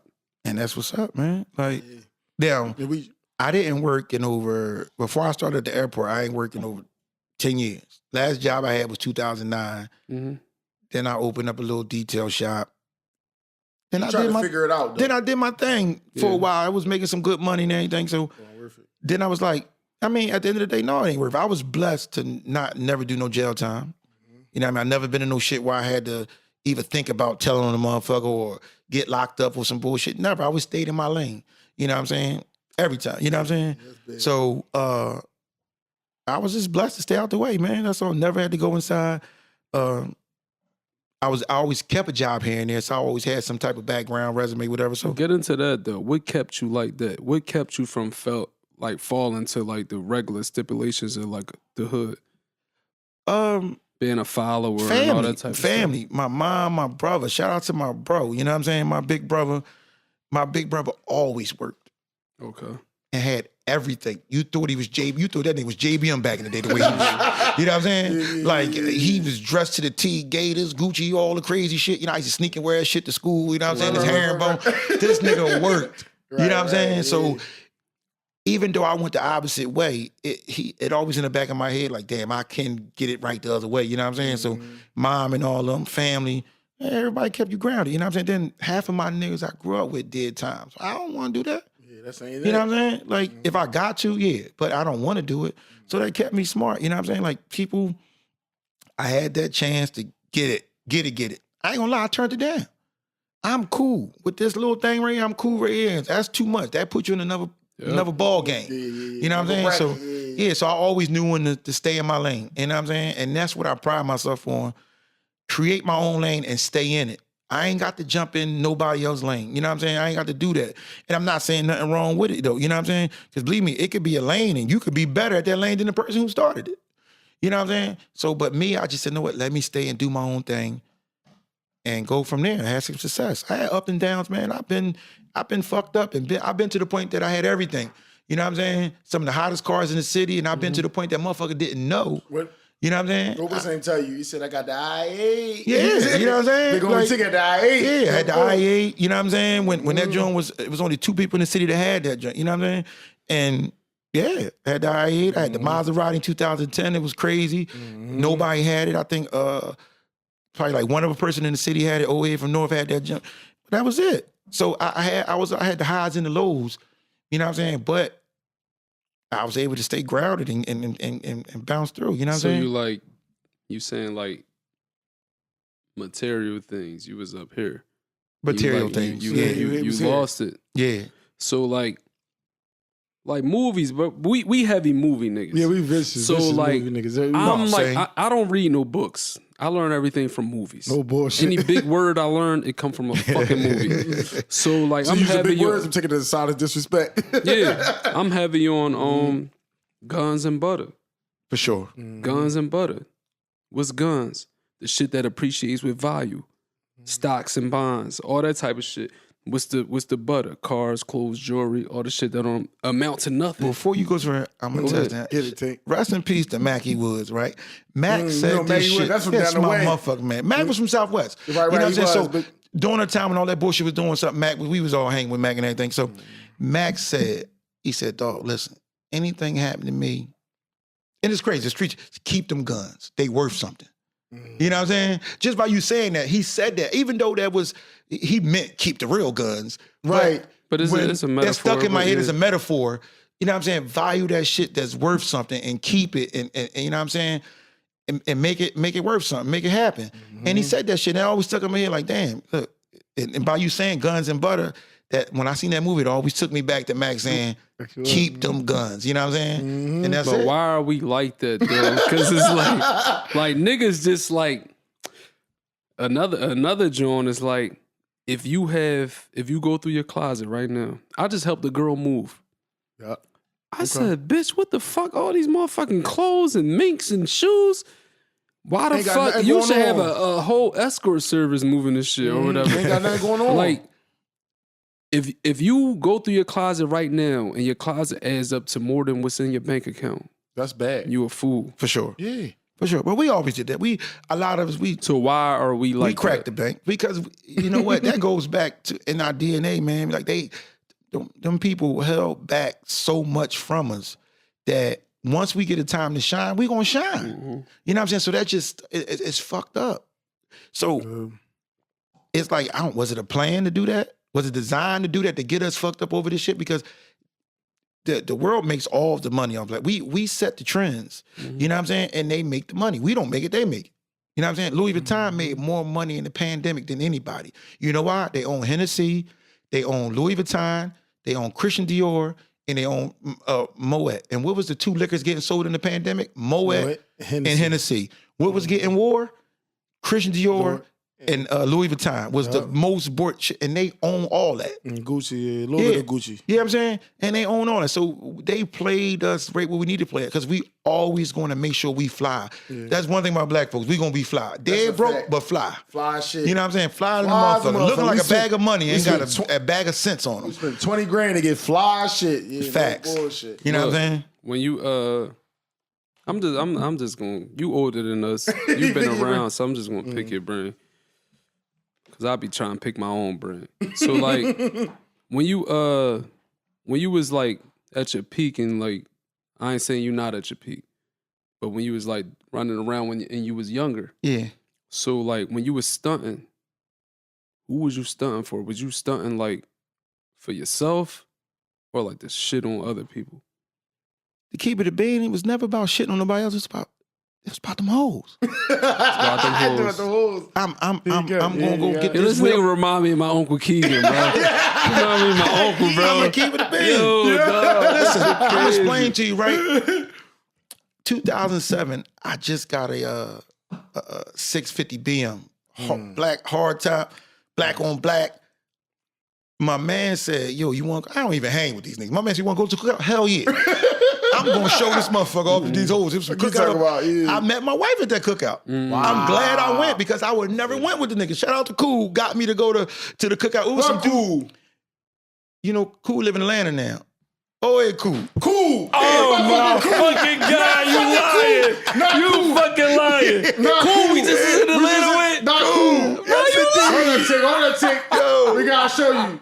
Motherfucking Cool. Bro, this is Yo, not that hell cool. yeah. That's cool. Listen, bro, yeah. Cool just had us lit in Atlanta. Nigga, Bro, that Cool. nigga crazy as shit, Cool bro. from 58th Street, Yes, 58th yeah. Trinity. Oh, my Cool God, bro. My So man. Cool, you're old here. No, man, I'm older than Cool, I think. You older than Cool? I'm older than Cool, but we the same age. Yeah. We the same age. Oh, my Me and God, Cool. bro, Cool yeah. crazy. Cool just look older than us right now. That's Look. my guy. But Cool was like, yo, come to this motherfucking cookout. And I'm like, What who year was cookout this? is this? This was What year 2007. Okay, So I'm like, who okay, cookout? okay. He's like, my man, young boy got the. I'm like, I don't hang with him, but all right, cool. Cool, I mean, it was always niggas got that I the was vibes. cool with. Cool got the vibes, though. It was Cool. people we went that I was cool with, but it was like, I never really hung with him. But I'm like, all right, fucking, I'm gonna go. I just want to show the car off. Went up there, ended up. I met her before she got to the car, but I met her. We walked, of course. All right, walk me to my car. You know what I'm saying? She walked me down to the car, and it was a wrap. You know what I'm saying? 16 years later, shit. You locked in. You know what I mean? So definitely, that was my thing about cars and clothes.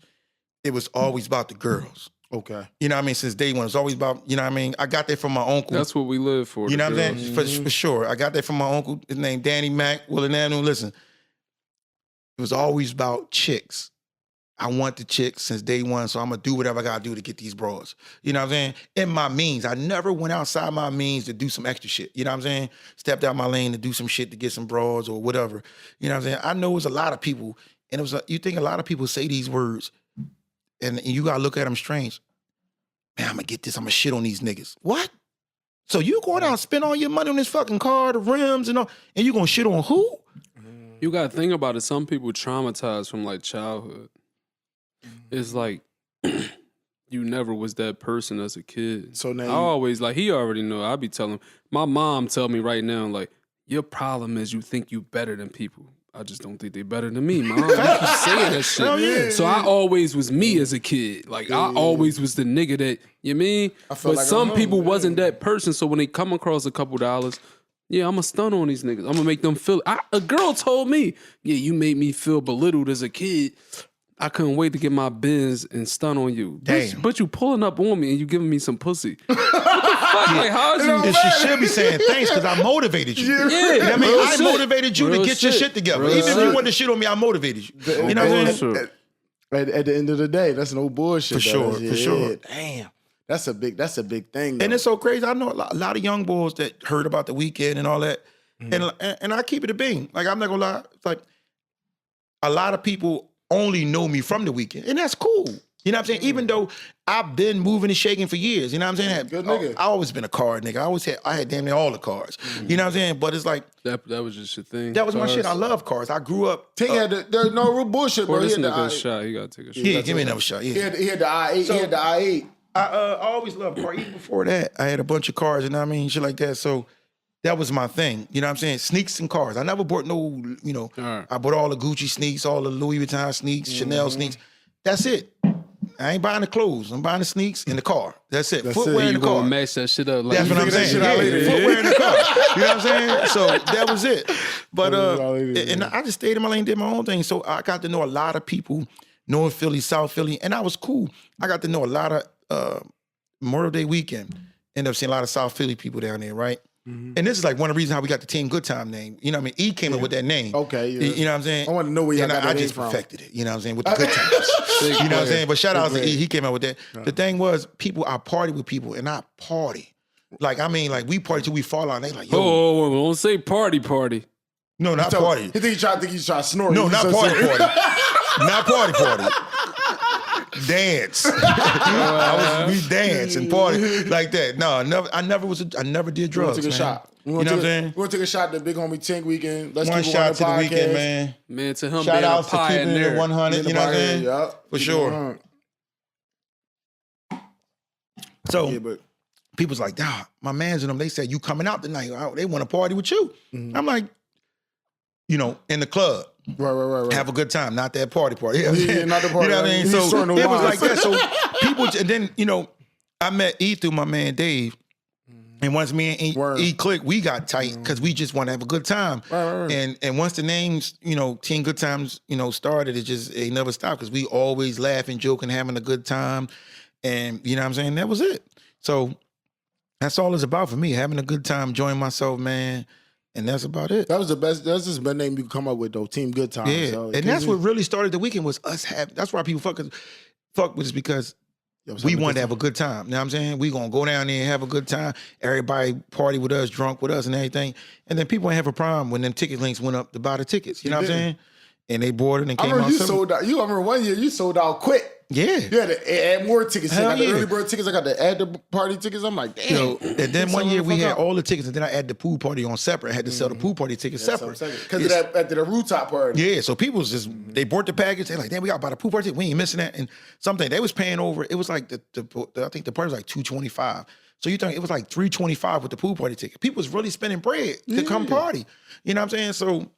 And not even imagine that we buying sections too. Yeah, and buying section and buying clothes and everything. So it's like I said, shout outs to Philly, shout outs to everybody that showed us love. Come on back out, bring them vibes out one more time next April, man. Bring the vibes out, man. We You know what I'm saying? Even the people that ain't never been down there, come on down, man. I'ma Come come. on out. You know what I'm I saying? tried to get him 3 years straight, Tink. I didn't have no money. He did. I'm He was functioning a little better now. He was getting child support up. I'm I said, functioning "Listen, better now." I tried to sell a nigga somebody else plane ticket to come down there. I said, yo, you want to come out here? I'm going to Big Homie Tink weekend. He said, no, I can't go. I said, But guess what? Shout outs to that because some people understand their limits and know what's going on in their life. Some people would have He said, know already what? know that. Some people would have said, know what? Fuck it. I'ma Fuck do it. everything. If I I'm ain't going. right, if I'ma I do ain't it. right, Yeah. I ain't going. And that's what's up, I gotta man. be able to have fun. I fucked up a lot with that because with them cars, I knew I ain't have it. And I said, know what? 1,400, Mr. Nathan. Yes. Give it here. I'm going shit. They gonna love me. I'm gonna struggle, but give it here. Right. I ain't gonna lie. 2010, when I got the Maserati, I overbit pause. That's pause. Overextended my pockets with the Maserati. You know what I'm saying? Right. And I shouldn't have did it. I mean, but it was I enjoyed the experience. You know what I'm saying? Being one of the only niggas in the city with a Mazda. I'm riding on South Street. A white man and his son walked past me, right? And he had, I think he probably was Jewish. He said to me, he said, you know what we say? You won't make it till you didn't made it till you bought a Maserati. I said, dang, what? You know, it wasn't black, we don't say that. Yeah. But he said, that's our saying that you didn't make it till you bought a Maserati. And that's the Honda. Yeah, he made my day when he said, that's nigga, I made it. I got about $50 in my pocket. But I made it. got no gas to put his I ain't got no gas, but I made it. You know what I'm saying? So Big timers. that's what I'm saying. So that's a lot of things, though, definitely. So I like you said, I'm older, so I've been through a lot. I've been through damn near what everybody else was going through and more. You know what I'm saying? But again, good folks gonna hold you down. You know what I'm saying? If you find one, keep it. Good folks gonna hold you down. You know what I'm saying? Good kids. My son, he ain't with all that. He don't care about That's none of what that I stuff. see. I always be going deep with this shit. Pause. you let it go. Like I go left and shit. Like I be asking different types of questions and shit. Once again, like you older than us. Like I just like picking our old heads brains and shit. So you got a son. How old is your son? My son 22. All right, I ain't even know you had a son, but that was leading did. into my next question. So when you see all of this shit going on nowadays, all this demonic shit, these kids, they just dissing each other like with the rap and shit, and they just beg like I don't know, bro. These little niggas is just different, man. Definitely Like, different. they're very demonic, and they just icing each other like it's a fucking video game, like they can come back to life. Yeah, it's not Yeah, GTA. So, like- it's not resurgence on Call of Duty. You're not coming back. You're not Exactly. gonna You know no what I'm saying? response. So with you having like a 22-year-old son, like that's that Age. lane. Yeah, for sure. So like, how do you react to that? Like your son, like how do you guide him in certain ways and like not try to be too lame of a parent and let him know like Shout your out pop still, you mean? to my son, man. My boy I knew he was different from day one. And people say that about their kids. No, but I really thought he was different. I knew he was different. He never hung outside. He just stayed in the house, played his game, did his. I used to call him and say, yo, let's play the game. No, I gotta do my homework first. You know what I'm saying? So he was just one of them kids first. And as soon as he got to junior high school, he was in like the elite class and then they moved him. Then he actually graduated with the highest GPA in school history. Wow. You know what I'm saying? He had a 4.23. He got a 4. He was over a 4.0. Listen, he went to a Ivy League college, right? Full scholarship. I cried when he got that. Full scholarship. Yeah, you got to. And he graduated from there. He just graduated this year. Congratulations. Yeah, That's what's he graduated from there. You probably like, where did he get this from? Because I know he didn't get that shit from me. You know what I'm saying? No.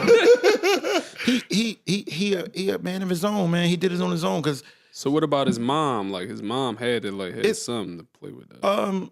It might have been his pop though. No.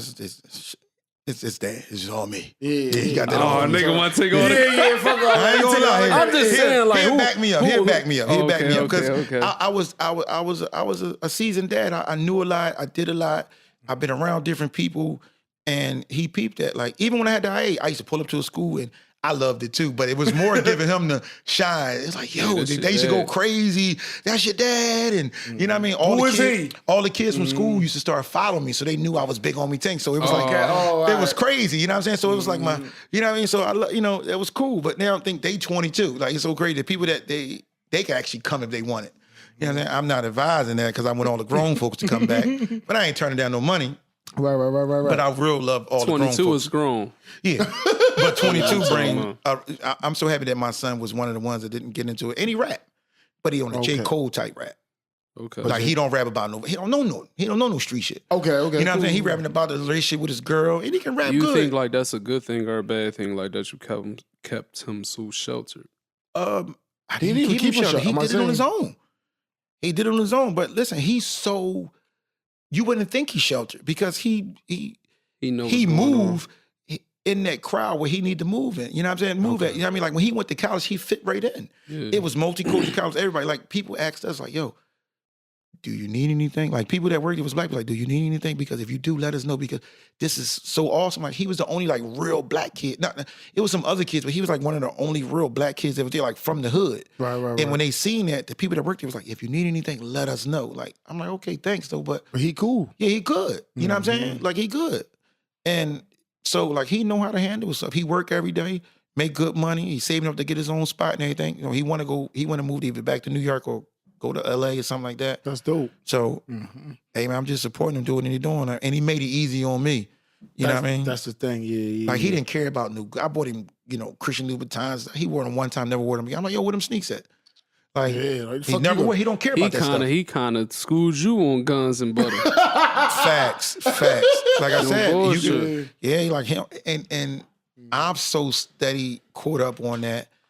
And he didn't care. So now I'm to the point like, I don't care about that. Like, yeah, I like stuff, but guess what? I'm cool with a pair of Nike sweatsuit on. You know what I'm saying? Maybe I'm old school. I shop at Hugo Boss, man. I'm a Hugo Boss. No. Hugo Boss, that shit. Yeah, I'm on Hugo Boss. Always been in suits. But that shit not cheap. Yeah, it's definitely not cheap. Like people think it's different. Them t-shirts are about $40. No. Hugo Boss ain't cheap. Yeah, polos is $125. Yeah. So you know what I mean? Like suits $900 to a stack, even more. You know what I'm saying? So I put him down. I schooled him. I bought him his first black suit from Hugo Boss. I said, listen, you can use this forever. You know what I'm saying? Black is always, you know what I mean? Just add on to your, you know what I mean, to your shit. So doing a job interview with this motherfucker. That's indeed. Switch it up. You can wear a white shirt, black shirt, you know what I mean? Anything with it, you know what I mean? Just put a tie on it with it, young boy. Right. So I did my job, and he's a kid now. And like I said, like, people say, you did a good job. No, he did a good job of helping me out. Because I'm glad that he wasn't in the streets, because that would have put me back in the streets. Had to do things you ever seen that meme? When the old head was doing the karate shit, he was saying, like, Zeus.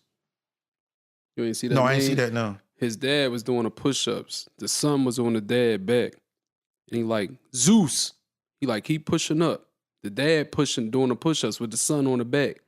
And he like, how long you think your dad can do this with you on his back, holding him back? And he like, now, the nigga like 25 push-ups in, the nigga arms giving out. The dad. And they like, help your dad. Now the son start pushing up with him, doing push-ups. He like, Zeus. So now they pushing up together.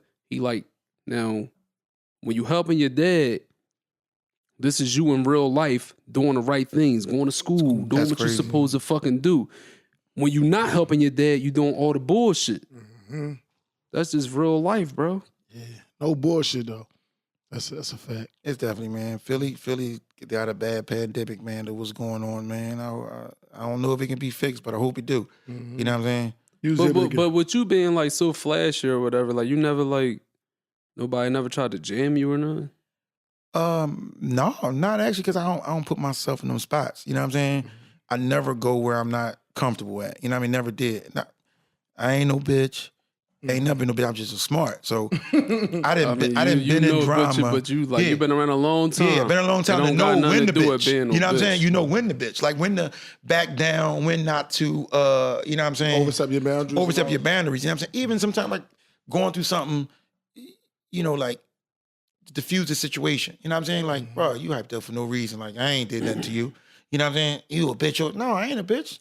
But you know what I'm saying? You know what the fuck going on. I always tell niggas, y'all niggas ain't got no conflict resolution skills. They told us that in the 6th grade. Yeah. No bullshit. I though. have conflict resolution skills. If I can't solve this with talking, like with just converse, I'm cool, bro. This ain't the spot for me. Get me the fuck out of here. Every If battle I feel ain't like your battle, I man. gotta take a gun, I ain't going. That's the key. If I feel like I need a gun, I'm not going, man. Like, I'm not going nowhere. Like, because you know what? Because to jump off, you're going to be ready to do something because you got that. And I ain't going to lie, a gun is like a battery. You know what I'm saying? Put the battery Even in some your of the back, coolest dudes, you get a gun. It's over. Yeah, like I told my son, he got his license to carry. I said, son, don't even carry your gun every day.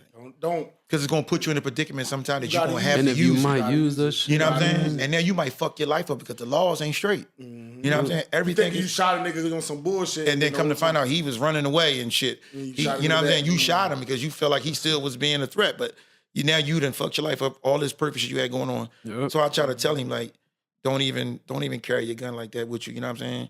Wait till you get the fuck, like, he live in West Philly. So I'm like, yo, just wait till you move out of West Philly.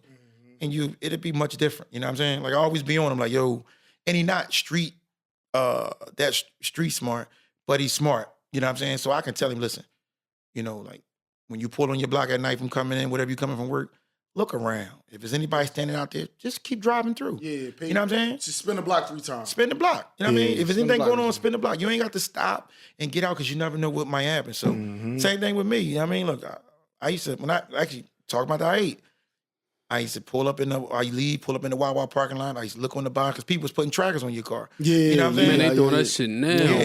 You know what I'm saying? But people understand you tracking a car, you done tracked it to a working nigga crib. He ain't got nothing in there. That nigga just spent all his money on the bill. That little $1.25 he had left, he went to the bar. That's where I just came from. That's it. You know what I'm saying? So you robbed me for free, bro. You just doing practice. But it's not always the flashy niggas that got the bread. You know what I'm saying? Sometimes you can catch a nigga that with like that, but then that might need a nigga to bust your ass. Everybody Yeah. ain't sweet. Yeah, no bullshit.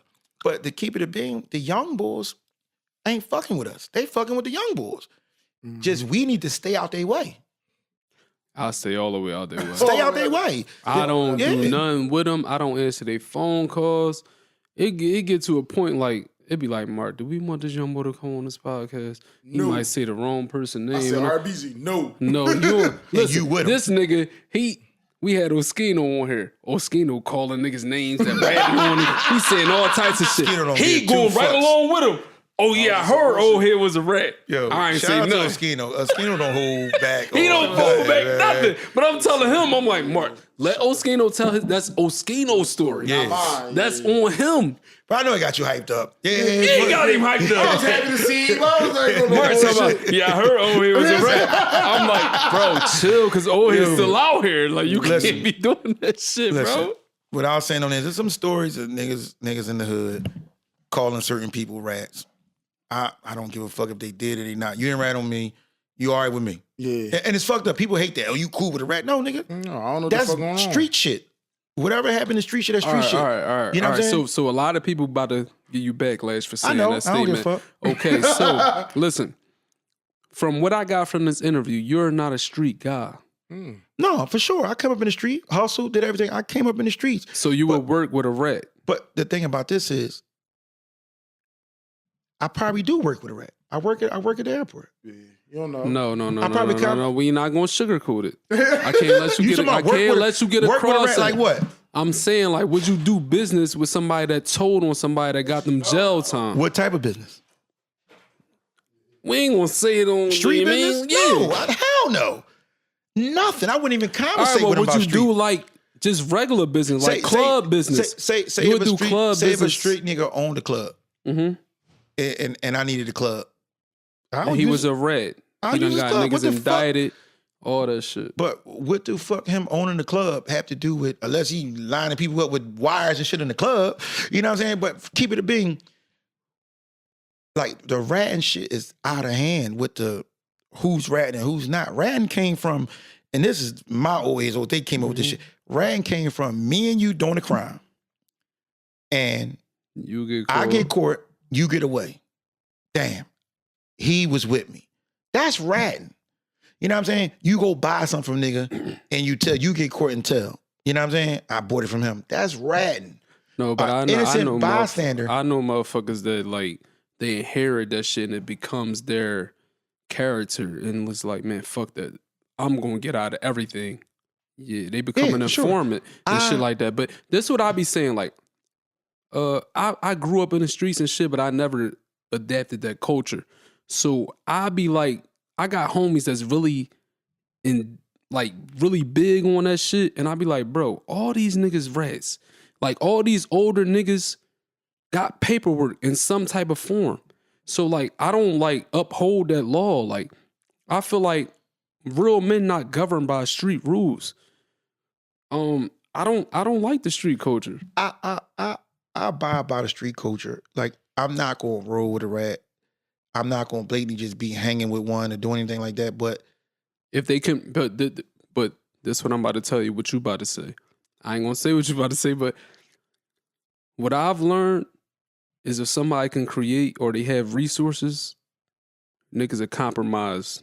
No, see, that's the thing. Niggas are compromised if a nigga got certain resources and they can offer you an opportunity. Niggas will still work with them. But if a nigga a weirdo, that's the truth. Niggas will work with a rat before they work with a weirdo because, oh, hey, he's a weirdo. No, if it's a rat that's a weirdo and it's a rat that has resources for you to get some money, you going to fuck with him. But my thing is, like, coming from where I come from, you definitely look down upon if you doing business with a rat. Because it's like you said, I know niggas that stand on that. But it's like, okay, like, I ain't doing no business with this nigga. I just know him. You know what I'm saying? And we cool, but so say if a rat, say if you go get a real job. Open the door, nigga. I got you. You lock the door, dickhead. Look, go ahead, get back into what you were saying. Okay, say if you go get a job, a real job. Okay. And the nigga who's hiring you is a rat. You're not gonna take the job. That's that nigga. That's not the same thing. And we not about to let you. He got the resources. No. He got the resources. No, we not finna let you go around that. You're talking about street shit. Street shit is still that club shit. That club shit is the street to me. Yeah, you got a point. Yeah. A job, an airport job, that's a fucking company. To stand on it, no, I'm not gonna do no business like that. I'm not gonna do no business with the street. And guess what? And to keep it a being, it been an opportunity to do shit like that, and we haven't did it. No, I ain't gonna do it. Because the fact that... So you big homie Tink. I'm inviting people. Listen, hold on. You big homie Tink. Yeah. We about to do this Miami shit coming up. April. Yeah. A rat. Big homie Tink. You get the whole venue. You get the whole bar. Just give me whatever. You mean? Just give me whatever, you mean? And then you just take from there. And we can split it 50-50. But and you don't got to put no money up. Big homie Tink not taking that. Big homie Tink is an opportunist. Big homie Tink is an entrepreneur. Big homie Tink is a hustler. Go ahead, bro. You not gonna do that shit because a nigga told he got some paperwork in 88. I'm taking that deal. I know you taking that fucking deal. That's what I be saying, But I bro. have turned down situations though because of what it bring and certain people because it's different type of when you got motherfucker that just certain shit niggas been in, you just can't do it. You know what I'm saying? But why do it matter what happened? Because if you told, you told. No, that's for why sure. I don't agree on the street culture. No, listen, let me tell you, the street culture's fucked up, but niggas label motherfuckers a rat because this with us three in the car. You niggas dead in the street. You niggas got guns. You ain't even tell me you got all this shit on you. And you give me a ride. Mm-hmm. The cops pull us over. Now, I'm not a street nigga.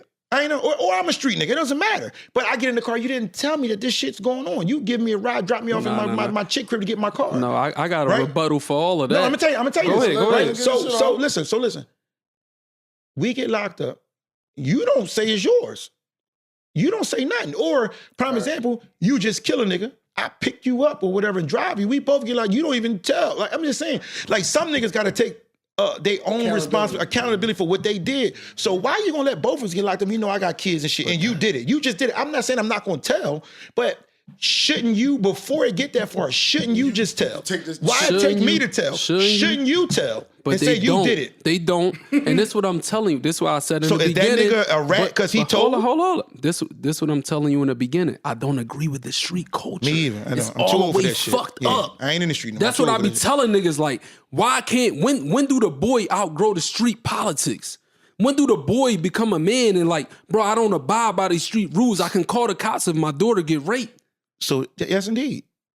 And now Niggas I would do that. tough. I'm doing that. Oskino was the nigga that's so tough. He's so abiding by these bullshit street politics and laws. That's his life. It's not he's life, right. He's living on it. It's people that live that life every day to the end. And he did time. Yeah.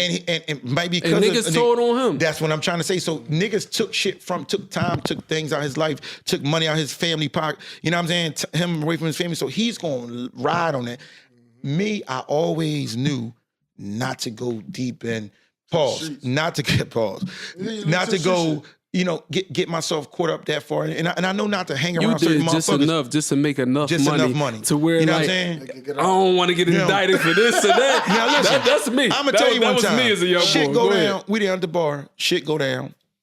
Out of nowhere, Mac pull up. Right, 50-30 Willem. We at the bar. Mac pull up, and he riding in the car that he's ready. That he's do the riding in.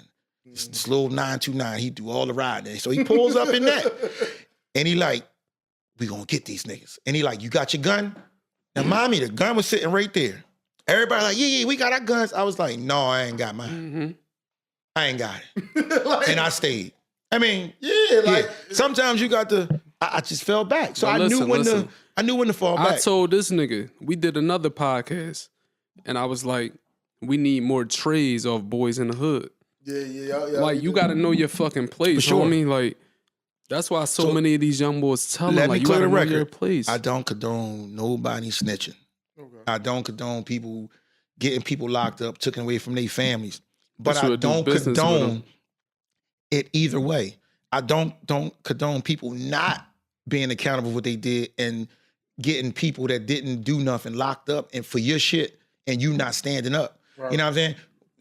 It should be some type of name for you niggas. Yeah. You know what I'm saying? You did this nut shit, then you got Main Man booked away from his people for nothing. You know what I'm saying? Then you mad if Main Man do cave in and tell, now you mad him calling him a rat. No, you put that nigga in that predicament. Saying, like, the whole street culture is fucked up. Like, I'm watching this show right now on Netflix. It's called Lupin. He just approached a nigga about the same shit you saying. Yeah. The nigga come back and get him, try to take his family away from him. He like, nigga, I did 30 years because you told on me. He said, nigga, I was 16 years old. You manipulated me. You told my homie to shoot a cop. You 26. We 16, bro. You make us rob a jewelry store. You make us shoot a cop because we scared of you. We afraid of you at the end of the day. Yeah, that's crazy. So now you try to label me a rat? No, nigga. You made me do this shit. Yeah. Right? Like, You never knew I was ready for it. I wasn't Now, ready for it. And now when I tell I'm a rat. That's different. That's different. That's why I be like, I don't abide by these bullshit politics, bro. I abide by my own politics, nigga. I know what makes you a man. A man is taking care of his fucking family, sure. nigga. A man is like standing on what he stand on. My word is my word. But know what you do? We stay out them streets. I'm not, listen, I used to be in the streets, a street nigga. I've raised that street. I'm not into that shit. Yeah. I'm a grown ass man that go to work, take his family. That's it. You know what I'm saying? That's it. Yeah, I do. You do your thing. You do your thing. I You do your still, You gotta survive. yeah, You on I still, camera, you do your thing. I still know. No. Listen, I don't even do my thing. It's done. Nothing. You know what I'm saying? I just work at the jump, work at the airport. But my thing is, I'm saying like, it's just like, I stay out the way. I respect what's going on, and I know the game. I know the rules, but it ain't no more gray area. Miss Shirley's a rat because she told the little niggas shut the motherfucker front door. No. I understand she ain't. Yeah, we but know the that. gray We know area. that. They erased the gray area, and that's what's fucked up. Miss Shirley's a rat. RB, You know what I'm saying? No. Mr. Mark's a rat. Mr. Mark's a rat because everybody know that. Yeah. Nigga, you shouldn't have got. You shouldn't have did in the front of. No, they don't. Listen, no, they don't. It's she's a fucked up that they citizen. don't. They don't know. We're in that category where we feel like that's still that same energy, but at the end of the day, bro, motherfuckers feel like I don't give a fuck who you is, what you is, you told. Like, you gotta think about it. We still in that area where we grew up in the area was like our Auntie Cheryl could still tell. But guess what? Aunt Shaniqua can't tell because her name's Shaniqua. Man, and she on some bullshit. So guess all what? them young boys. This is the key. This is how I look at it, right? I'll break it down like this. If you committed any type of crime, indulged in any type of crime, received anything from a crime, that's a charge. Receiving stolen property is a real charge. So if you went out and I stole all these goddamn TVs and I sold it to you, you committed a crime. Like Neef Buck did. Yeah, I ain't gonna say about See, that. stop saying niggas' names. Neef my man. Neef my dog. I don't gotta do that. So I'm gonna do a party with Neef. Hell yeah. It's my man. It's cool. I don't give a fuck about it. I gotta do with that.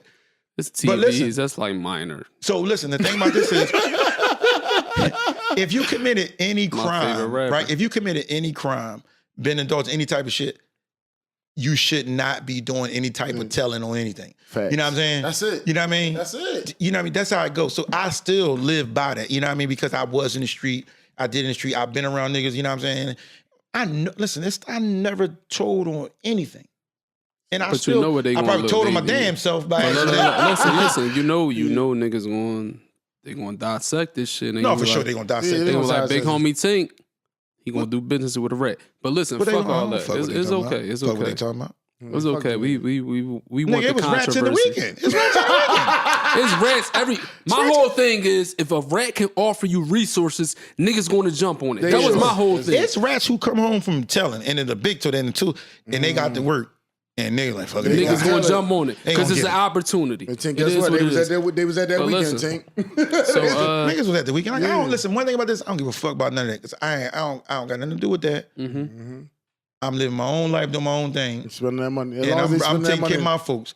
Now, I ain't putting myself in no predicament where I gotta do something like that. That's so my whole thing. I'm only worrying about myself. I don't care if Roscoe told. I don't give a fuck how Mike told. And I don't give a fuck what people think. If I was still cool with Mike, I'ma see. I might don't do no business with Mike, but if I see Mike, what's up, it's Mike? all love. Yeah, you ain't doing nothing to me. I'm gonna keep it a bean, which I got homies that slipped up and said certain shit like, but we have a rapport, like, bro, we been through shit as kids. I'm not doing no business. But we've been through shit as kids. It's like, bro, I'm going to like talk to my man, like, yeah, for sure. If you grew up with a nigga and he told, so now I can't erase that we grew up together. So when you come on, I'm gonna speak to you. Yeah, I'm gonna speak to you. It's easy to say that shit and then like you never been through it. But I've been through that shit. Like, me too. It's like, come on, bro. I'm still gonna talk to this nigga. I'm still gonna dap him up, and he like a gent, like. He be really like some of the goodest. I know niggas who read it, and I see they son, damn, when your pop come on, and tell him I said what's up. Yeah, that's his business what he read it, but he's still doing his time. I know niggas who read and still got time,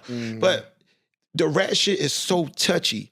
It is. It's so fucked up that we definitely, it's like a taboo to even talk about it. Right, like you said, niggas gonna dissect it. Tink like snitch. We ain't going that fucking weekend. he fuck with all them rats. No, I remember a nigga went out and said that I was fucking with a rat, and I'm like, nigga, I watched the nigga car. And I'm not saying, not saying because I don't know niggas' business. Right. If nigga rather not, I don't give a fuck. You just keeping it a band. You know what I'm saying? Keeping it a band, I don't care. Like, but look, you can't do no street business, no type of business, respectable business with a rat. That's the street code. Yeah, that's now. If you're gonna say fuck the street code and you're not about the street code, then yeah. If a nigga got a club and he offering all types of motherfucking incentives and he got a real club, it's a real business, and I ain't doing no legal business. That's not the fucking streets. Not. He came out of jail, cleaned himself up, bought a club. What you gonna say? You know what I'm saying? And he's giving me the deal. That? We don't know what the fuck these niggas did. We got these clubs. We don't know if we go downtown what the fuck these niggas did. It's just saying, I guess if you know. Niggas could have told. Yeah, they saying if you know. Bullshit. Yeah, they saying if you know he told you did business with niggas, they gonna talk about you. It is what it is, bro. They gonna say I ain't tell. anything, period. Right, that's all. Bottom line, yeah, that's all. I ain't tell. Yeah. That's it. So listen. We about to wrap this shit up. Shout out to big homie Tink. Shout out to you. Shout out to big homie appreciate you for coming on here. bro. Definitely. And we went longer. I had to ask. I'm sorry if I ruffled your feathers. I had to ask you some shit though. Man, I gotta ask you shit that people want to hear. We took this shit 2 I'm hours. that person We took it to 2 hours. Oh, real? Yeah, we took it to. That's crazy. We was just talking. But he was having a good time because he was rapping though. Yeah. So the thing about this is, I like that. On the way up here, I was saying like, damn, I hope we just don't talk about the weekend and stuff because I seen Chad up here. I said, I want to talk about some real shit too. That's on my way up. I'm like, I want to talk about some real shit. Like I'm the person that's just going. That's the real nigga shit. Yeah, I want to talk about some real shit. The weekend is definitely going to be what it is, and people going to come, and people might don't come.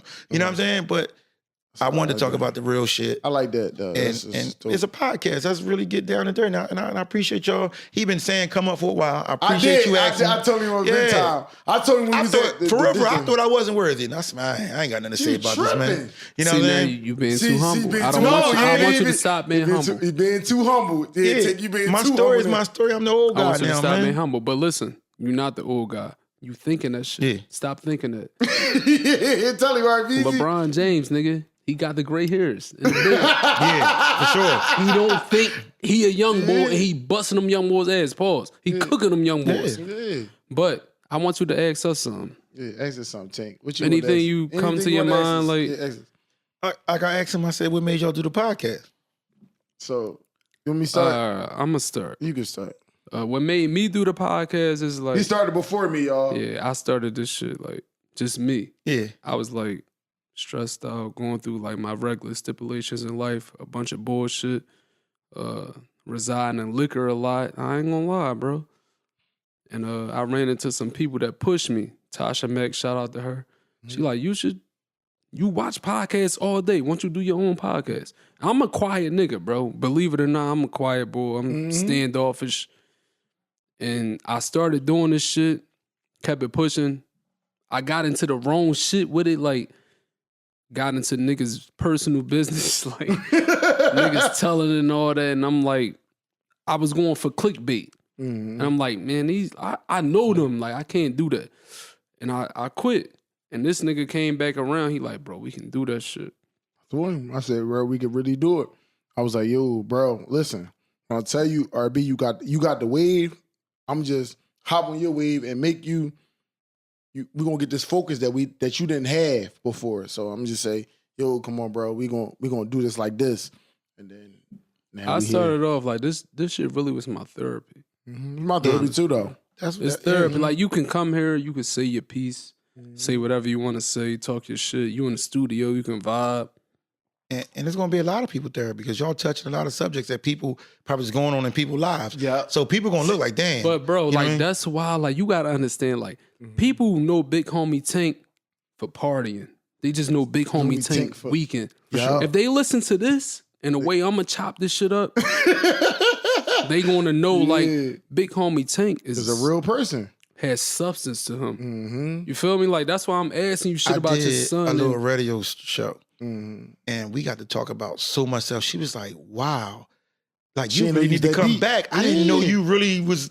She just invited me up to talk about the party shit. You super transparent. Yeah, and she really was like, damn. You would think this nigga like was a radio host. No bullshit. Like, bro, it was no like dull moments with you. Bro, Usually did 2 we be hours. having to like pour shit out of people pause. But like, you just Straight No, through that it. always been one of my key talking a lot, dog. I talk a lot. No, I be at No, work. but I like people like that. I That be come at on the work, I be at podcast, work nigga. all day. Just they like talking shit all day. Like everybody, we just talk. I'm the main one talking shit. It's And just you honest. You know what I mean? You're not on no bullshit. Tink. Bro, niggas don't be saying, like, bro, you big homie Tink. You You could got a have. job. You could have told us. Niggas ain't saying that, bro. You could have Listen, told us some bullshit. Wallow came up to my job. Wallow always in my job. So he come show love. All the people like, damn, you know Wallow. So Wallow did a video. It's on his page now. And Wallow put on the work vest and said, guess what? Y'all niggas think working is not cool. Big homie Tink, he worked. Got the fellas over there, they work. And he started, then he made up some bullshit. We gonna do a party here, you know what I'm saying? And we gonna have a hookah. It was a funny joint, you know what I'm saying? But he But really still, said it's like real life, it was bro. real life. He said, y'all motherfuckers too cool to work. Big homie work, you know what I'm saying? And shout out to Wallow because when he first came home and the weekend went on, right? It was like no shootings during the weekend. While we was all in Miami, no shootings. That's crazy. When we came back home Monday night, it was shootings. Every and night. Wallow was like, man, y'all hating on him, but this man do all this, take people out It stopped the shootings. Yeah, it really stopped the shootings. He said, take people out the weekend. Like he really said that back then. And from right then and there, that's when I first met him. I knew he was thorough just for even saying that. Because he had to say that. He didn't. What he came up, we opened the restaurant. He gave a shout out. Y'all opened the restaurant. Y'all ain't tell me. He gave us a shout out right then about the restaurant. Then he came to the job and just did that out of nowhere. We didn't ask him to do none of that. You know what I'm saying? He just went and did it and shout out and then started talking about the weekend and all that. So, I'm going to chop that up with, you know what I'm saying? And use all that promo, you know what I'm saying? But yeah, like, I know listen, real rap, man, I be home. I'm to the age now. I go home, I play the game, I chill in the crib. I don't What you go be out. playing? Call of Duty. All day. He Oh, that mad, boy. demonic He shit. mad, boy. He mad. Yeah, The I don't 2K play no boy. I used to shooting play games. Madden. I don't play no When shooting Randy games. Moss was gone, I couldn't throw the Randy Moss when it come over. You know what I'm saying? It was over. Quit with. after that? I used to play Got Madden all the Justin time. Jefferson now. Yeah, but it was I used to love football when Peyton Manning, Marvin Harrison, shout out to Marvin Harrison. Marvin Harrison used to come down the weekend. Marvin Oh, Harrison. Marvin he Harrison- definitely did. Marvin Harrison came to the weekend. Definitely did. Marvin bro. Harrison was like, yo, how much? I was like, nigga, Marvin Harrison. like, Man, You I was would like, have listen, texted nigga. shit out of you. No, Marvin Harrison. I respect you, Marvin bro, Harrison. Marvin Go Harrison, ahead. Marvin Harrison but- definitely was in but- Miami. That's Yeah, but niggas childhood do shit. that. But Niggas see- do that. Say, but- find out somebody got money, they try to tax. But No. Tink, you see that though? Like how big of a person you are that you got a motherfucking NFL Hall of Famer Man, I was coming a to your fan, weekend. man. I was a crazy. And then it wasn't like he was Did down that there. set you back though? What? Like you showed too much love? No. Because I'm gonna tell Never. you had BY Jennings there. B.Y. Jennings showed up. You had Neef Buck. Neef Buck. You had a lot of niggas that were celebrities at the time. And at guess your what? weekend. You going to show love, man. Like it's like Shout out to Neve Buck. We want him on the it's podcast. people. Podcast, It's man. people that my daughter girls know. Like, but it's people that know that they ain't got to pay. You know what I'm saying? Okay. It's love. It's an unspoken thing here.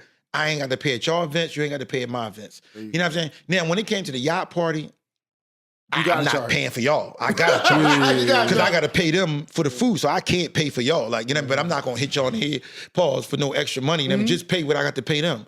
You know what I'm saying? But no, we didn't lose nothing because it's like the stuff that we had to pay for, we made sure we got what we needed. But when it came to the clubs and stuff, yeah, go ahead then, man. Like y'all gonna go ahead and spend some money, man. Like you know what I mean, it ain't nothing like that. long as You I got to make give some, back, bro. man. Yeah, you got to give back. You can't just make everything, and that's how you gain friends and gain people supporting. Now that person might make a video and put it up, and people that you don't even know that know them, damn, that nigga had a great time. We got to come down there. Now he didn't made me 2 stacks because I let him in free. You know what I mean? So shout out to the homies and everybody that been supporting since day one. We gotta look out. Facts. You know what I'm saying? So Mark, he got to look out for us when we come back Yeah, down we there. coming big over.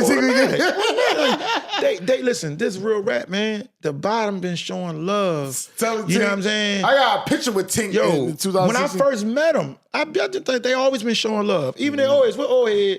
You talking about J-Ways and Gold. Yeah, You talking about Gold. They showed love. Listen, they always used to come down. They grabbed the motherfucking Rolls Royces and shit, spend Yeah, their that money. was You know our what I'm saying? shit, bro. It was with the light skin one and the dark skin one. You talking about J-Ways and Gold. Shout out I'm Jay telling you. Ways. We just was out of Atlanta for his birthday. For Gold, Duh. yeah, for J-Ways. They yeah. did. They always came down and showed love, man. So no, niggas show love. So bullshit. you can't flake on niggas who showed you love and don't ask. Facts. You know what I'm saying? Sometimes you might don't make that 30 at the door, but they go inside. Say that again. You can't show love. Say that again. Damn, what Can't the fuck? flake on them Yeah, you niggas. can't flake on motherfuckers who showed you love and spent on it. It's you can't, because the fact that you got to look at like they came down, spent money with you, even they didn't know you. But once you get to know them, you got to show that favor back. Yo, here, nah, you good, man. You know what I'm saying? Go Yeah, ahead. that's a fact. You know what I'm saying? Go ahead in. One thing I say guess about what? you that showed 50 us, that they was going, that you didn't charge them at the door, they go in and spend 5,000. Yeah. All the liquor. And they showing everybody a good time. So them girls that was by themselves, that, damn, we bored. I might don't come back next year. Coming They done out walked section, in. big. There you go. Now, players. now, y'all done showed them a time in their life. Now they done showed everybody else. Now it's what? Now you got 50 more people coming. You had Taraji B. Henson at the one. Taraji came. Taraji last B. minute. fucking listen, lying. I promise listen, you. Last He said, minute, watch me catch my wave, ho. last Taraji minute, right down in that thing. my man Yeah. said, Taraji town, what y'all want to do? Get her. That's it. You know what I'm saying? Taraji Yeah. came in. She's in there. She made sure she played her music. You know what I'm saying? It was great, John. You know what I'm saying? Like That Taraji was came. my bitch. I love Taraji came to the joint. Boom started, watch me catch that wave, ho. Yeah, Boom She was in turned there. right off the section. So no, what's the funniest thing, right? So No Philly Meech and Boom, right? They you know, his song Hot in Philly. So it was more of Meech than Boom. So when Taraji P walked through the back door, they started walking. We was the the back security door. stopped them. They like, what y'all doing? They like, yo, you don't know that? Nigga, they don't know. Y'all didn't know y'all there in Miami. right. You know what I'm saying? Like Boom kept it beating up, say his first time ever in Miami. Right. You know what I'm saying? But Meech was like, dog, that's crazy. They pulled the letters in. I said, dog, they don't even know y'all. Right. You know what I'm saying? They ain't hip to that then. This is your time to put that song on in Miami.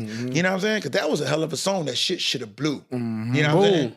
Boom. Papa Perk. Papa Bro, Perk. we gotta get Boone on. Yeah, Boone Boone too, is yeah. talented, man. Boone, and I fucks with Avery Boone. down the way. Yeah, they bottom. Shout out to Boone, 39th Street. Yeah. You know what I'm saying? That's know y'all the- shit. Y'all you know- 39th Street. You know what the fuck You know what going I'm on. He Yeah. 39th Street, I'm 35th Street. He bro. 35th Street. But it's You cool. down the towers. Nah, I ain't down no towers. Well, That's where they at. The yeah, projects was down yeah, to. the projects, Yeah. 36th He right Street, there, 35th yeah. Street. Listen, yeah. in the middle of all that Southwest, you know, Mac, Bottom B, I used to have a little joint right in the towers. I used to sneak down there. I ain't give a fuck. I could have got my head blown off. For that pussy. For that pussy. I'm going down there. I mean, the projects was big as shit. Everybody had a bitch in the Yo, projects. it was crazy though. It was crazy shit. Just think about the shit that niggas used to go to war for and go Yeah, to beef bullshit. shit. Back in the Bullshit. day, man. The niggas we lost. Shout out to all the niggas we lost, man. Yeah, shout out to them. You know what I'm saying? Rest in How peace you to be some of the thinking great- about that though? Like, you still here? Out of all the money, I know you seen a lot of people not make My it. man, I lost my best friend Larry. Man, that was like my brother. That was my the closest friend, and I lost him in 2002. Berg, Mac was cool, but it was like Larry was cool with Mac more than that. I don't even like to touch in that shit no more because I like to tour the city. Some people might got some old feelings and shit. I ain't gonna. But no, rest in peace to all of them, man. They were some good dudes in their way, and some of them was bad dudes, whatever. But it never hurts the people who get killed. It always hurt their family. Yeah. So y'all not hurting, dude. You know what I'm saying? Sit a nigga down. Hit that nigga in the waistline down. Paralyze that nigga. That's gonna hurt him forever. He in the chair. He can't do you nothing. can't say that. No, I'm not No, saying that. but he's I'm saying that. It's Yeah. better than, you know what I'm saying, killing the smoking nigga. the nigga, Yeah, it's yeah. better than smoking the nigga. I'm just saying, if you thought you wanted to do that, you're not hurting the person that you killed. You're hurting the family and everybody. You know what I'm Nah, he hurt somebody that they killed. So For it's sure. just like they No. gotta go. saying? Yeah, no, it never ends though, because guess what? You killed my cousin, I kill you. Your other people come kill me. My people come kill them. It's always gonna go on because everybody gonna have a heart. Everybody gonna hurt their heart. Is. And that's why everybody has conflict resolution skills. sure. And with that, No, for we sure. gonna wrap it up, y'all. Shout out to the big homie Tink. What's your weekend? Sing it out. Say it out. Shout out again. Listen, Big Homie Tink Weekend 2024, April 26th to the 29th. Back in Miami. We back in Miami for the reunion. I We need going. everybody to We come out going. and show love. We going. You know what I'm saying? And we get big cars too. We getting the door. And listen, Big players in the one building. more thing. Big. Shout outs to everybody that came to the weekend that ain't here no more, man. Because there's a lot of people that's not here Facts. that really was down Miami Facts, doing son. their thing. Shout outs to y'all too. Shout out to y'all. We out. We out.